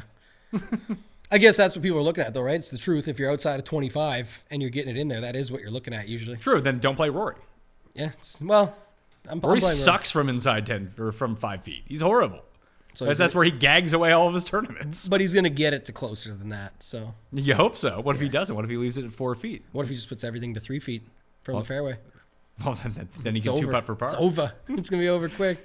When I rated out all the trends along with the stats, he was by far the number 1 play. Yeah. He fits every criteria that you want this week. He's like 9 or 10 to 1 for a reason, and I know it doesn't always bear out, especially in a field this strong. But man, that's. But also, there's a when you reason talk for about it. when you talk about popularity, he's besides Tiger, he is now the guy. People love Rory, Yeah. and I think his odds are wrong this week. I really do. I think that he is mispriced. I don't think he's mispriced on DraftKings. I think he's the rightful favorite, but him in that cluster with Scheffler and Rahm and all those guys, I don't think the odds bear that. Oh my God, Spieth is now the second favorite to win. That's also wrong. Like I want to bet Spieth, but I don't want to bet him at 18 to 1. Yeah. Some Like- people do. A lot of people do this week, actually. Sure, that's fine. And he has a good chance of winning. I don't deny that. But if I can get Scheffler, Thomas, Cam Smith, Lowry, Morikawa, DJ, Louis, all at better price, Fitzpatrick at bigger numbers, like I think that those guys have a better or equal chance to win. And that's how I feel about Rory. Like Rory with Xander, Rahm, Scheffler, and Thomas, like there's no reason for him to be half the odds. Like that's ludicrous. Yeah, I just still keep coming back to Rahm and Morikawa because they have more majors combined over the last 3 years than the other guys up top. What, Scheffler has one that he just got. So does JT. Rahm. No, I'm talking about Rahm and Morikawa. Rahm has one.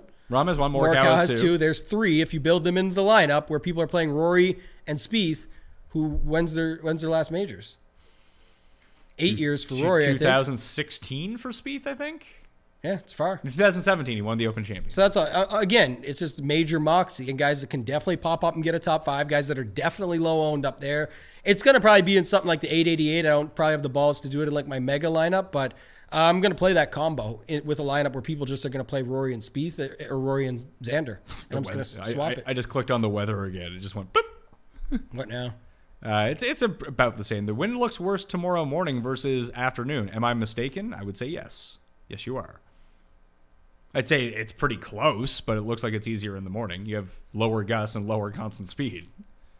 Unless, like, you It think... has changed since we've been on already, but that's why I'm saying trying to figure it out. I'm trying to figure out tomorrow's wind. Yeah, just focus on the thing that's closest to you and work off that. Don't bother with Friday afternoon. Like, you're just not going to. I've talked about it so many We've been talking for an hour, and it just changed. Yeah. It's going to change a lot more, too. We'll see. Pat, Tom Kim versus C. Woo! Kim. Well, who's your take?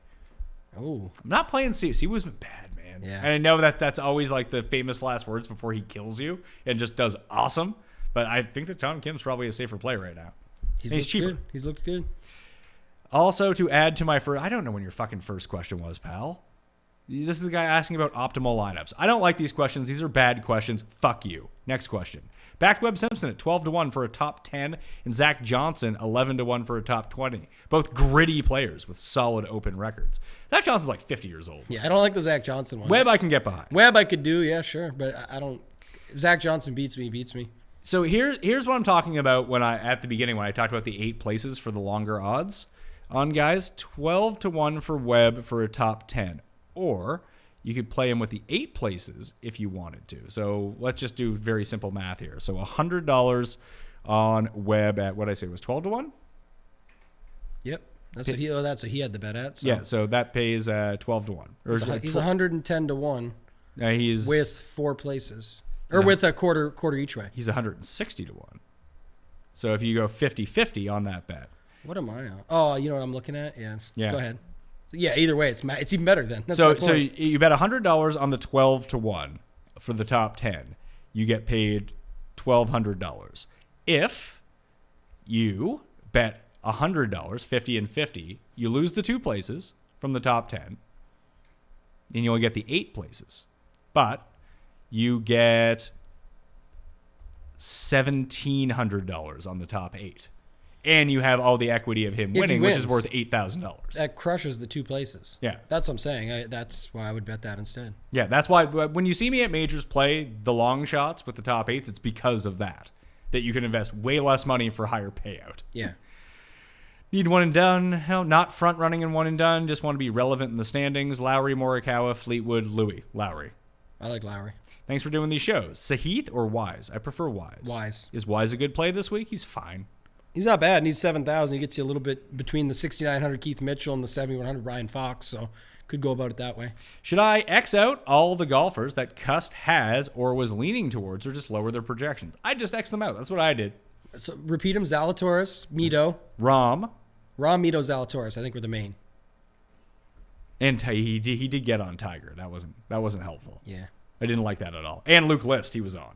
Oh wow. Yeah, that's never fun. That's not good. How are you feeling about Killa Keith? He's fine. I just think he's going to get too popular for me, and then I can play Hao Tong at a fourth the ownership and be happy. Yeah, I agree. I think he could actually end up crushing people. We'll see. It's just a lot of narrative-based stuff. I know his stats will be good. I mean, he does have 2 top 10s in his past 3 starts. That's helpful. Yeah. Any interest in Cam Young or Lee Westwood? Cam Young, if I picked one. I want to play Cam Young. I'm just not going to get there. It's going to be harder for me too, because I think it's just like I said, just the experience factor, a little bit of what's going on lately. Obviously, price is fair. I just don't think he's the best guy in that range.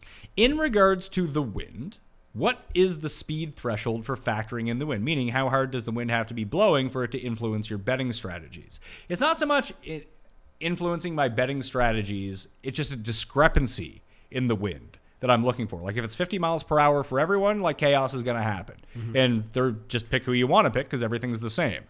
When we're talking about the betting strategies, if we see that it's 10 miles per hour in the morning and 25 in the afternoon, take the guys in the morning. Like that's, I don't know how people are going to play in the wind. And like he asked, what is windy as fuck on fantasynational.com, fantasynational.com/Mayo for 20% off any membership level. By the way, that's 17 mile per hour plus. Mm-hmm. Like that's when it really starts coming in influence it that we found in the numbers. But if it's the same for everyone, then it's the same for everyone. And because someone played well at a course in 23 mile per hour winds doesn't necessarily mean they will play well at this other course for sure. in 23. Like it's a very flawed thing to look at. I agree. Yeah. And that's like I said, it has to be much higher for me to care. But all I know is right now is if I see like 9 or 10 in the morning and 17 or 18 in the afternoon. It's 10 mile per hour difference. That's enough of a discrepancy for me to care. Plus, you can find good plays in both waves. So I would just rather, you're going to be able to find good guys that go out in the morning and whatever happens, happens. I can only control that. So that's what I'm going to get after. Who is showing opening rounds in Canada? TSN schedule only shows Sunday coverage. I assume it's TSN? Usually. Yeah, it's usually who it is. They'll have like 3 feeds. Live from the Open or something. We'll see. But Dylon Deether just reported he saw Bryson hit a 6-iron 305 off the tee. Does this make you lean Bombers, or do you feel like being at a racetrack that mitigates the advantage? I think you're onto something with it. It mitigates the advantage. Yeah. And even when we went back and looked at 2015, yes, the top 5 in driving distance all finished inside the top 10. But then there was like Spieth and Zach Johnson and other guys too. And also a lot of guys were just good golf. There was a few standouts, guys you wouldn't expect to be there. Like Nybruge. Right, Jordan Nybruge. But if you went and looked at it, the main thing that mattered for the week was par 4 scoring. It wasn't even close. Mm-hmm. That and avoiding doubles. Yeah. Those were the 2 main things that stuck out when I went through the research. Who avoids double bogeys? The best players in the world. That's how they get to be the best players in the world. They don't make double bogeys. They start winning tournaments. And they go from there. So I don't know. To me, I don't care that much. And Bryson doing that tells you nothing. What else would Bryson be doing? Of course, he's trying to hit his 6-iron as long as he possibly can. Like, that's what he does. Well, this is an interesting question. Cam Davis week, long off the tee, and accuracy isn't important. And he's playing in the Barracuda. I was going to say, I don't. So you probably don't want to use him at St. Andrews. Is the man with the brace for a brace of majors? The man with the braces for a brace of majors. Bracing for an extra major? Does brace mean 2 in like wherever the hell this guy's from? No. Is that like British talk for 2? Maybe. I wouldn't be one to comment on that, but I think what they're saying is slang. Does brace mean 2? Well, what's it say? I mean, it is an excuse for girls to get out of giving blowjobs, or men, I suppose. But yeah. Oh God. That would be. Fitzpatrick's fine. Yeah, I liked your conversation piece earlier, just putting him in as the starting point. As the starting point, I think that's where he makes the most sense as well. Leverages off of Xander, and you can still build the balanced build without worrying about that. So. Fabrizio Zanotti, looking good at $6,400. Take it from me as someone who lost their top 30 bet on Fabrizio Zanotti. Got greedy. Should have bet top 40. It was T36. If he didn't putt well in round 3, he gained like 5 strokes putting in round 3. Like he was shit. Yeah. I didn't and this is a different class. I deleted him off the list. Is it getting too cute to have teams based on 2-hour tee time windows? I don't think so. I think that's micro stacking this week. I think is actually super sharp. Because if you do hit, and it doesn't happen at every Open. I think it's only actually ever happened at 2 of the past 7 that you just see a cluster of guys from that same 2-hour span of tee times. They catch the right weather, everyone else gets fucked, and they just propel to the top. I don't think it's insane. I'm going to do it a little bit, but I don't think you have to do it either way. Yeah, I just think that's more of what it is, right? It's not, particular wave stack in a sense. It is still on paper, but just in general, because they all go off one, like we talked about, big long day of golf, you're going to be able to naturally just end up stacking within a 2-hour window anyway. I think you see it from like 9 o'clock to 11 is going to be popular. Paul Shag. Since you guys are talking about stacks, I just made a live stack to own the libs. Thoughts? To own the lives? Own the lives. DJ, like Louis, Reed, Gooch. Bryson. Does that have Bryson or More Brooks? guys than you think. Like you can make 24 guys. There's lots of options. Also, Sam Horsfield Gooch didn't make it in. He should make it in. He could make it in. Get him in.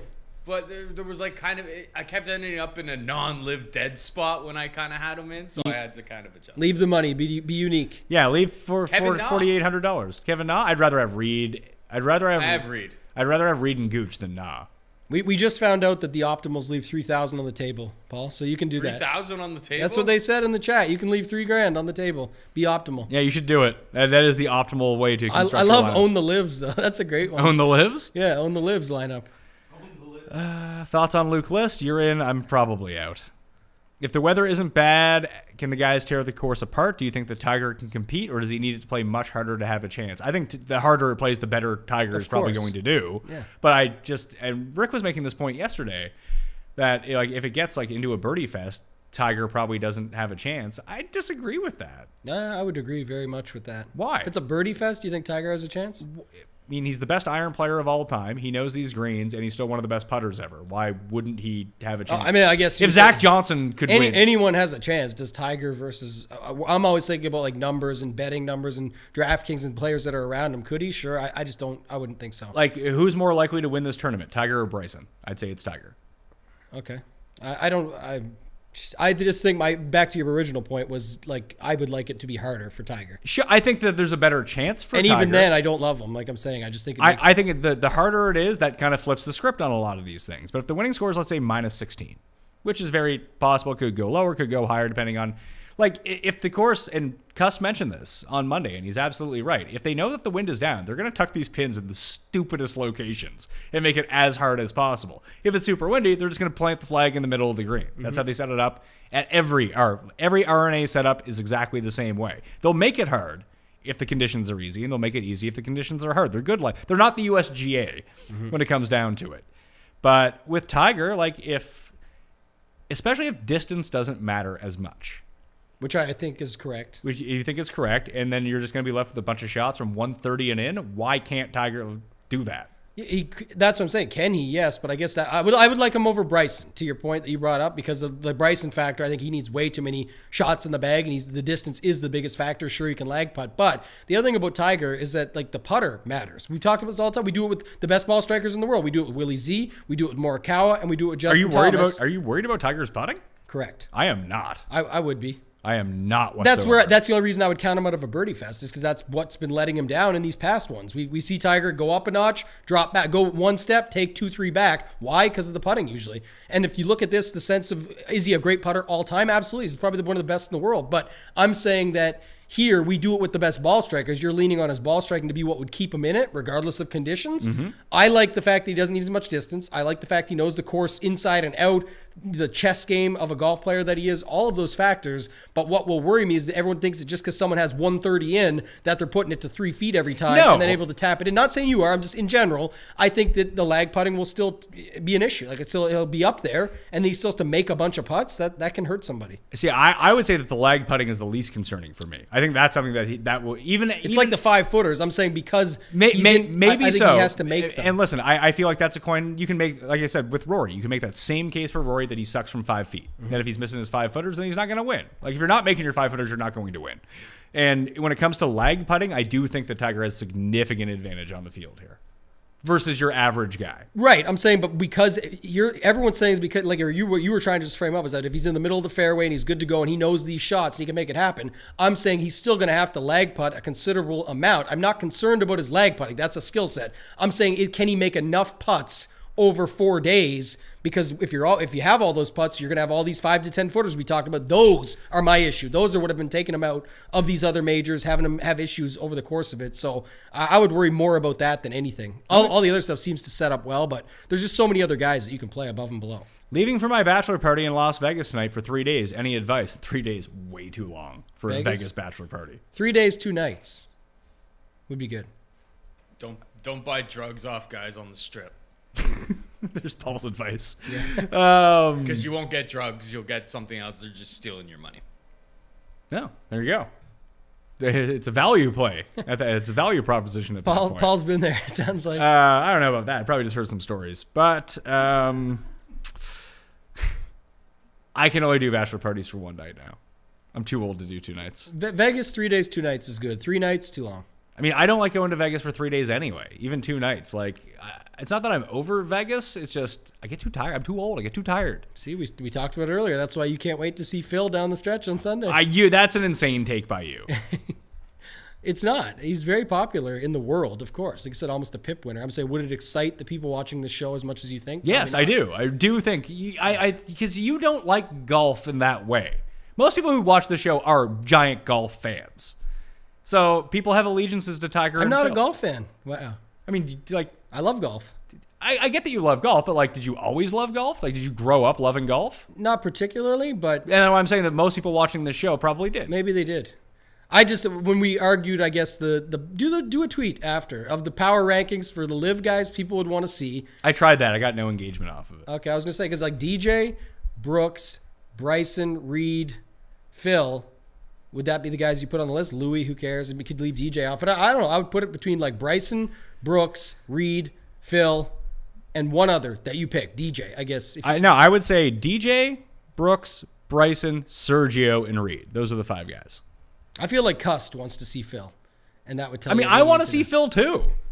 I definitely. I just think he's going to play like absolute dog shit, so he's not going to be there. That's the other reason what I think matters in people wanting to see someone down the stretch. How have they been playing? They suck. Yeah, but if he's playing well, if it's coming down the stretch, he's clearly playing well. Yeah, people liked it at the PGA Championship when he won. Yeah, they loved it. I wouldn't like it. I don't care about it. More people were far more people were interested in Phil than Brooks that week, coming down the stretch, and they were playing like together. People love Phil. And they did love Phil. Now he gets to play. Now he gets to dress in all black. Yes, he does. And yeah, he'll be there, man. He skipped the Champions Dinner too, so that storyline would be up on the headlines. Any thoughts on this David Carey character? Only 57 round distance like Bryson, 5 pro wins, min price. I literally don't know who that is. No. David Carey, maybe play John Perry instead. He's in the field. You should play Jim Carey, net detective of the Washington Carey. Capitals. Former Calder Trophy winner Jim Carey. Oh, God. He may have won the Vezina that year, actually, too. Yeah, I was going to say the goalie. Oh, man. Who are your top sleepers on your top mid to low tier? I mean, if you've watched the fucking show, you know that. Pass. Thoughts on Thomas Peters? Like Thomas Peters. Yeah. Wise versus the Wildlife Network. Tiger, Moronk, and Fox. I like Moronk and Fox better than Wise. Fox for me. Age and experience is so important, etc. Bland, Donaldson, people with experience at St. Andrews, anyone else. If you're going to play that angle and you really do think that matters, Lee Westwood is very clearly that guy. I'm not playing Westwood, but if you want to like go digging for Bland or Donaldson, like Westwood's the better version of those guys. He's a former number 1 player in the world. I would agree with you. Yeah, I don't have interest in even any of them, Poulter over those guys, and I think Poulter's going to be terrible. Gosh, he was so bad last week. Oh, I don't know what happened there, but he hadn't been great anyway before that. But I thought he would have something to prove last week, and he definitely did not. For one and done, debating burning a live guy or Tiger. Would Tiger be sneaky or stupid? I mean, I think Tiger's going to have a good week. If you have DJ available and that's the route you want to play, or Louis, I'd rather play those 2 guys than Tiger. Yeah, same. Pat Tambo, now that Brooks has essentially shit the bed this year, is the Mac Hughes, Brooks Koepka of Canada valid comparison, or are we just short-sighted? I don't know about that one. I would compare Mac Hughes like you did earlier to like a Spieth, Canadian Spieth or something, but or Cam Smith style. But Brooks Koepka at 8,500, we talked about earlier. I think he's interesting. Do you have any thoughts on top amateur Aldrich Portgeiter 5-1? I have no thoughts on any of the amateurs. No, I don't have it up either, so or else I would comment. But there was one that somebody liked that I saw and trust that I was interested in, but I don't know. I have no thoughts on the match. Yeah, I don't care that much. As the last player in high dollar single entry with ownership and non-factor, I can fit in one of Homa and Neiman and one of Peters and Fox. Who do you like out of those pairs? For high stakes, I'd probably go Neiman Fox.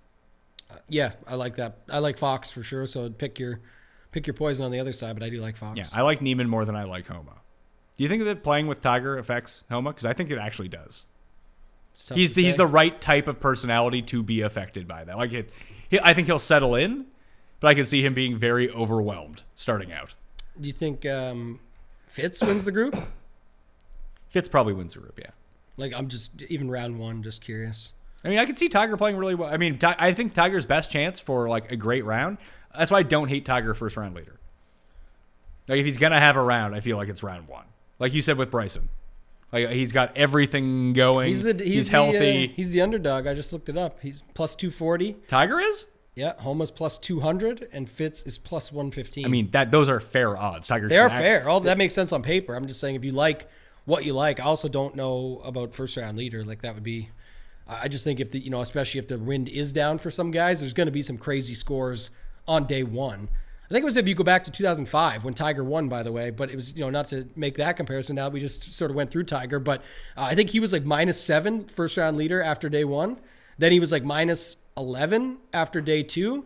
And then whatever happened on Saturday, the wind picked up, whatever was -12 after 3 rounds. If we see something like that this year, I could definitely see that being a possibility. That's where someone will go low on day one. I just don't know if it'll be Tiger this time. Is anyone using Billy Horschel? No. You included? I don't have interest in him, no. Kurt Kitayama? Have some interest in him, yeah. Played well last week and popped up at some other spots that I looked at. Nothing crazy, but he's a guy that's definitely interesting. Ride the form with Trey Mullenix? No. No, we're not doing that? Not doing that. Thoughts on Wise, thoughts on Brooks. We've been through that. Any love for Harris English? Looks to be getting back into form. It was between him and Webb for me, and I decided Webb. Of like that type of guy that I want. Yeah. I couldn't, like, even when I boosted up English to say like he's a better player than he has been or give him like back to his old form style stuff, I just couldn't get there with the guys that are above and below him. Pick 2. Fleetwood, Young, Gooch, Reed, or Power. I mean, just objectively, Fleetwood and Gooch. I like Fleetwood Power. Okay. Koepka has been trash. All right, we're enough about Brooks. I feel like we're done on Brooks. We're if you done want to on play him, Brooks. you can play him. Like I say, he's going to be 4%. So if you want to play him, $8,500. Play him. Morikawa or Spieth? Spieth. How much DK ownership on Seamus Power before he becomes too chalky? I mean, he'd have to get to like 17, 18%. I don't think he's going to get up there. Yeah. 15 plus, I think. Remember to subscribe to the newsletter, and I'll have my projections for everyone that I think is going to come in over 15% in that. Completely free to join. All the final plays are going to be in there as well. Play in the Listeners League. Links down in the description. Fox, McIntyre. Who is your pick out of the two? I prefer Bobby Mack. I prefer Fox. Okay. Do you think Poston can sustain his recent success? No. No. Different circumstance, I think. Oh, big time, yeah.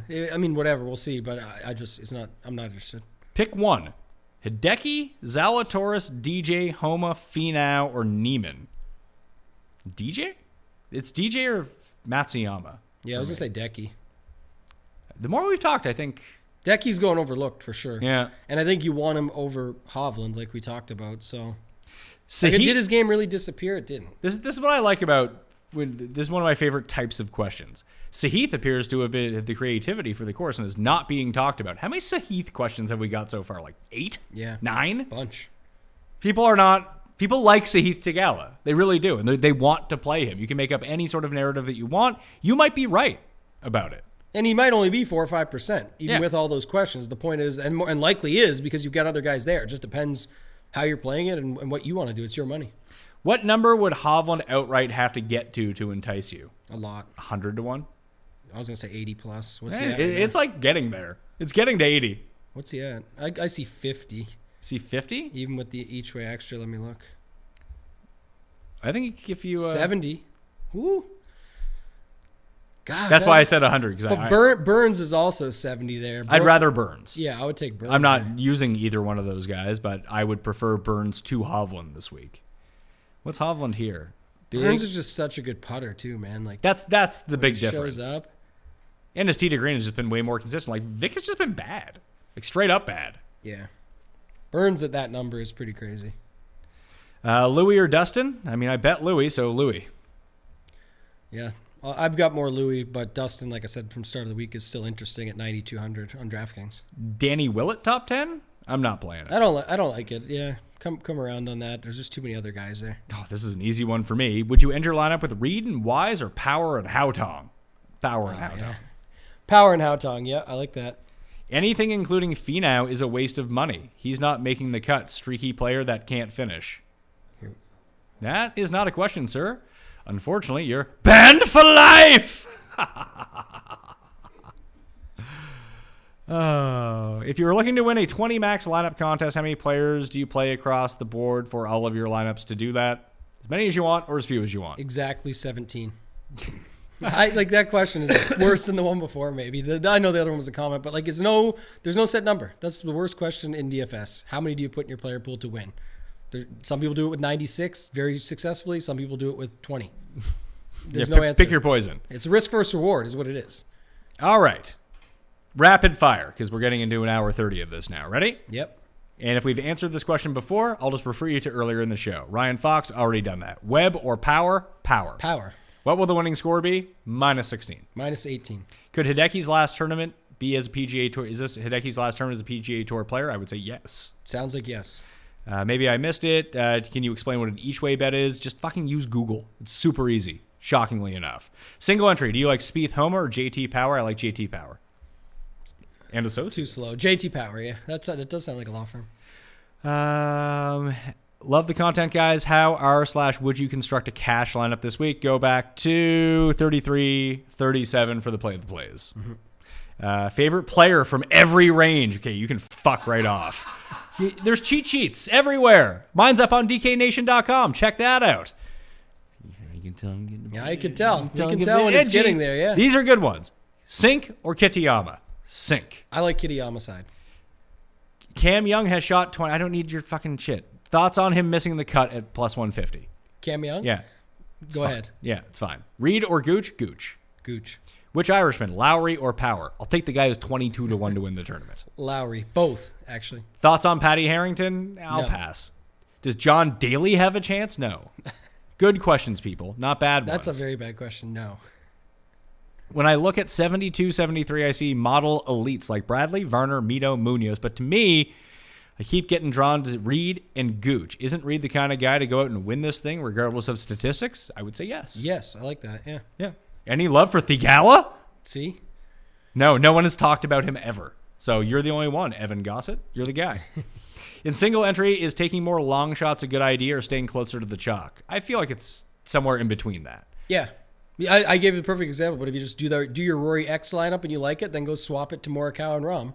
And you're unique enough, even if you are on the chalk at the 7K range and stuff. So it's up to you. Or you actually, Scheffler Fitzpatrick works exactly that 2v2 as well. Does it? Yep. Actually, it's cheaper. It's $200 cheaper. You could use Scheffler Spieth instead of Rory Xander. Might be onto something. That's one right there. And I like Scheffler. I think I've decided to bet Scheffler as we've talked through this. What if Rahm just smashes Scheffler? Yeah, it happens. Scheffler misses the cut. Rahm is going overlooked here. Scheffler's going to be lower owned. Like you say that Rahm's being overlooked. Scheffler's the number one fucking player in the world. Yeah. And no one wants to use him. This year he is. Well, what year are we playing this? Yeah.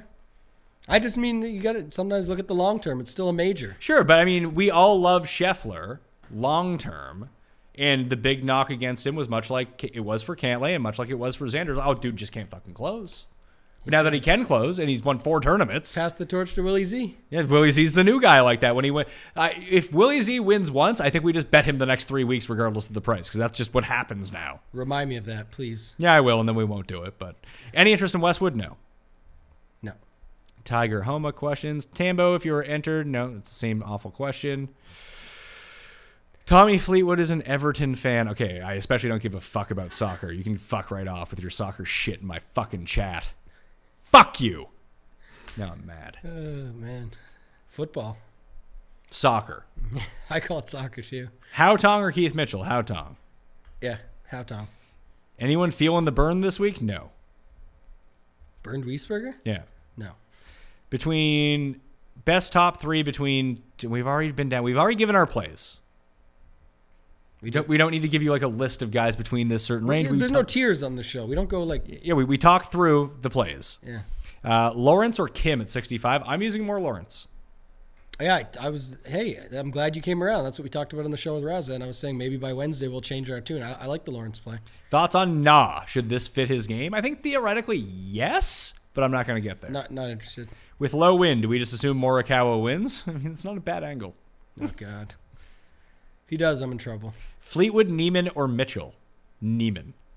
I don't know why Mitchell's a part Why of is that. Mitchell? John. I was say, yeah, Fleetwood. Who finishes higher, JT or Rahm? Hopefully, for my sake, it's JT. I got a feeling it's going to be wrong. Okay. Fleetwood, Neiman, Mitchell, or Xander, Fox, Kim. I think I like Xander, Fox, Kim more.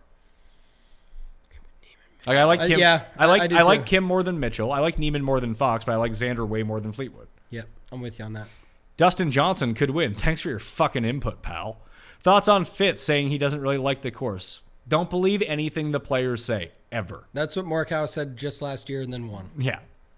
Number one fade of the 9Ks. Hovland. Even at the ownership, like I say, I won't have. Let's throw Hovland out because everyone's fading Hovland. Yeah, so probably Zalatoris then next. I think it's going to be Zalatoris for me, too. That's scary. Yeah, but when you have X, Fitz, Yeah, comparatively. Smith, Cantlay, Lowry, he has to beat all those dudes. So Top two finishing live guys. Gooch and Louis. I'm going to say DJ and Louis, the obvious ones. I think it's going to pair out that way. Tambo is right. Sergio is shit. Well, that's the whole point. No. People hate Sergio. People have you have to think about the reaction that people generate in other people. It has Bryson to be, creates a reaction. Sergio creates a reaction. DJ creates no reaction. I agree there. But Sergio does create. Sergio and Phil require Tiger. No, they don't. I think they do. They don't. To get a good They reaction. absolutely do not. No one's going to care if Sergio's in the mix. People down be the stretch. mad that Sergio's in the mix because people hate Sergio. Oh, man, this is a bad take. We'll see. No, you're. I mean, when it comes to like the I'm getting kicked off the show. 'Cause I'm when it just comes to going the golf Pat now, fandom but side of this, trust me on this one. I believe you. It's like Feinberg has a better beat on this stuff than all of us do. It's just there's certain levels to it. I think people care way more if Brooks is in the mix than if Sergio's in the mix. You play DJ and Brooks, and you'll be printing money on Sunday. Trust me, Patrick Mayo. That is not a question. You're fucking banned for life. Ruining my chat. How would you rank these guys in order? Smith, Wise, Haotong, Tiger. Haotong, Smith, Tiger, Wise. Jordan Smith, by the way. Jordan Smith, Wise, Haotong, Tiger. Okay. Who has a better chance to win, Justin Rose or Tiger? Probably Tiger. God, that one's even tougher. I'd still lean Rose.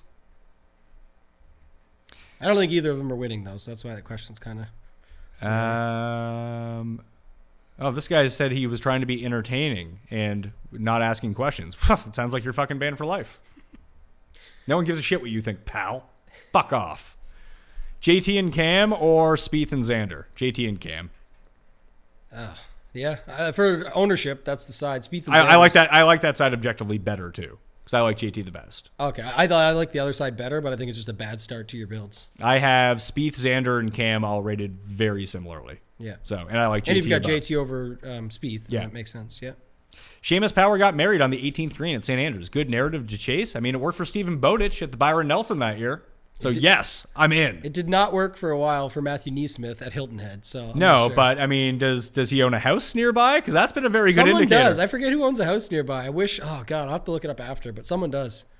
We back in Cam Young? No. No. Will Z or Homa? Will Z. Yeah. Who's gonna win? Ban for life. Maybe I missed it on a previous show. Can you explain each way bets? Fucking Google it! Just type that fucking question into your browser, and shockingly enough, it'll give you a fucking answer. I think that's the end of the show. I concur. Not how I wanted to end it. It's exactly how I wanted you to end it. That is a great ending, I will say. Tambo, you're live Wednesday evening. You're live Thursday evening on Mayo Media Network. And Run Pure Sports is on Mayo Media Network Friday as well. I'll be doing the Cut Sweat Show on Friday afternoon. Who knows what time? Yeah. Early, yeah. We'll figure it out on Thursday. I'll release a time. We'll do YouTube and Twitter Spaces like we did last time to just allow more people. It ruined our YouTube numbers, but a lot of people tuned in on Twitter Space, so Whatever. Give take. Give take. I just want people to listen to it. Come hang. It's easy. It's easy to do for Twitter Spaces if you just have your phone. Yeah. More people can join the conversation that way. Like Wiley was on the entire time with us. I'll just mute the broadcast, which is usually painful anyway, and just play it off that. So what else you got going on? Is the Fantasy Golf Degenerates Listeners League full? It's not quite full. No, so they did pump it to $12.50, so it's a good call. Fill the Mayo Listener League first. It's more money. It's rake-free money. It's everything. Then hop over to ours. It's reduced rake. RunPureSports.com. You mentioned it. Do the show, the premium show this afternoon. We'll break down roster construction, things a little bit more. You can use promo code DGEN50 if you want to sign up there. And then, of course, like you mentioned, I'll be on the Thursday night free show on Mayo Media Network doing the Round 2 Showdown show. Hopefully joining you for the Cut Sweat show, chasing 100K or sweating it like the PGA Championship. So looking to do that again. That would be nice. I tried to get you on here like I'm sweating 100K, Sweating man. it too much. Hey, you won 125K. It was a good day, and I was really sweating. And it was Cam Young, who we talked about a little bit on the show, who had to make that putt down the stretch. So hopefully, a porn Twitter bot just told me on Twitter that I'm looking good. Oh wow, banned for life? No, keep that. Embraced for life. Yeah, good optimism. Very happy about that. Good confidence boost. Sub to the newsletter. All the final plays will be in there. All the extra links, all the shows. It's really the one resource. Your tidbits will be in there. A link back Mega to thread you. this week too. Yeah. Yeah, like the newsletter. People like the newsletter. I like writing the newsletter. I think people seem to enjoy it. I like it. I try to fill it with the boiled down version of everything that we talked about. Mm-hmm. It's like, hey, if you have 3 minutes to read something, that's what it is. Yeah. Like, here's the weather. Here's the ownership. Here's the bets. It's perfect. All in one place. Easy to read. Good formatting. Set up well. Well, that will do it for me. I'm Pat Mayo. Thank you for tuning in to Open Championship Week. It's been a blast. The end of major season is upon us. We'll be focusing not more on football going forward, but this is the last mega golf week that we had. Remember to rate 5 stars on Spotify and Apple Podcasts. We need, let me check here. We need 51 more reviews to release Cuss Corner tomorrow. So take the 10 seconds. Please go do that. Rate 5 stars on the Pat Mayo Experience, and you might get Cuss and Kenny Kim together tomorrow in your earballs and on YouTube. Highly recommend that you go do that. Congratulations to the giveaway winners. That'll do it for me. I'm Pat Mayo. Thank you all for watching. I'll see you next time.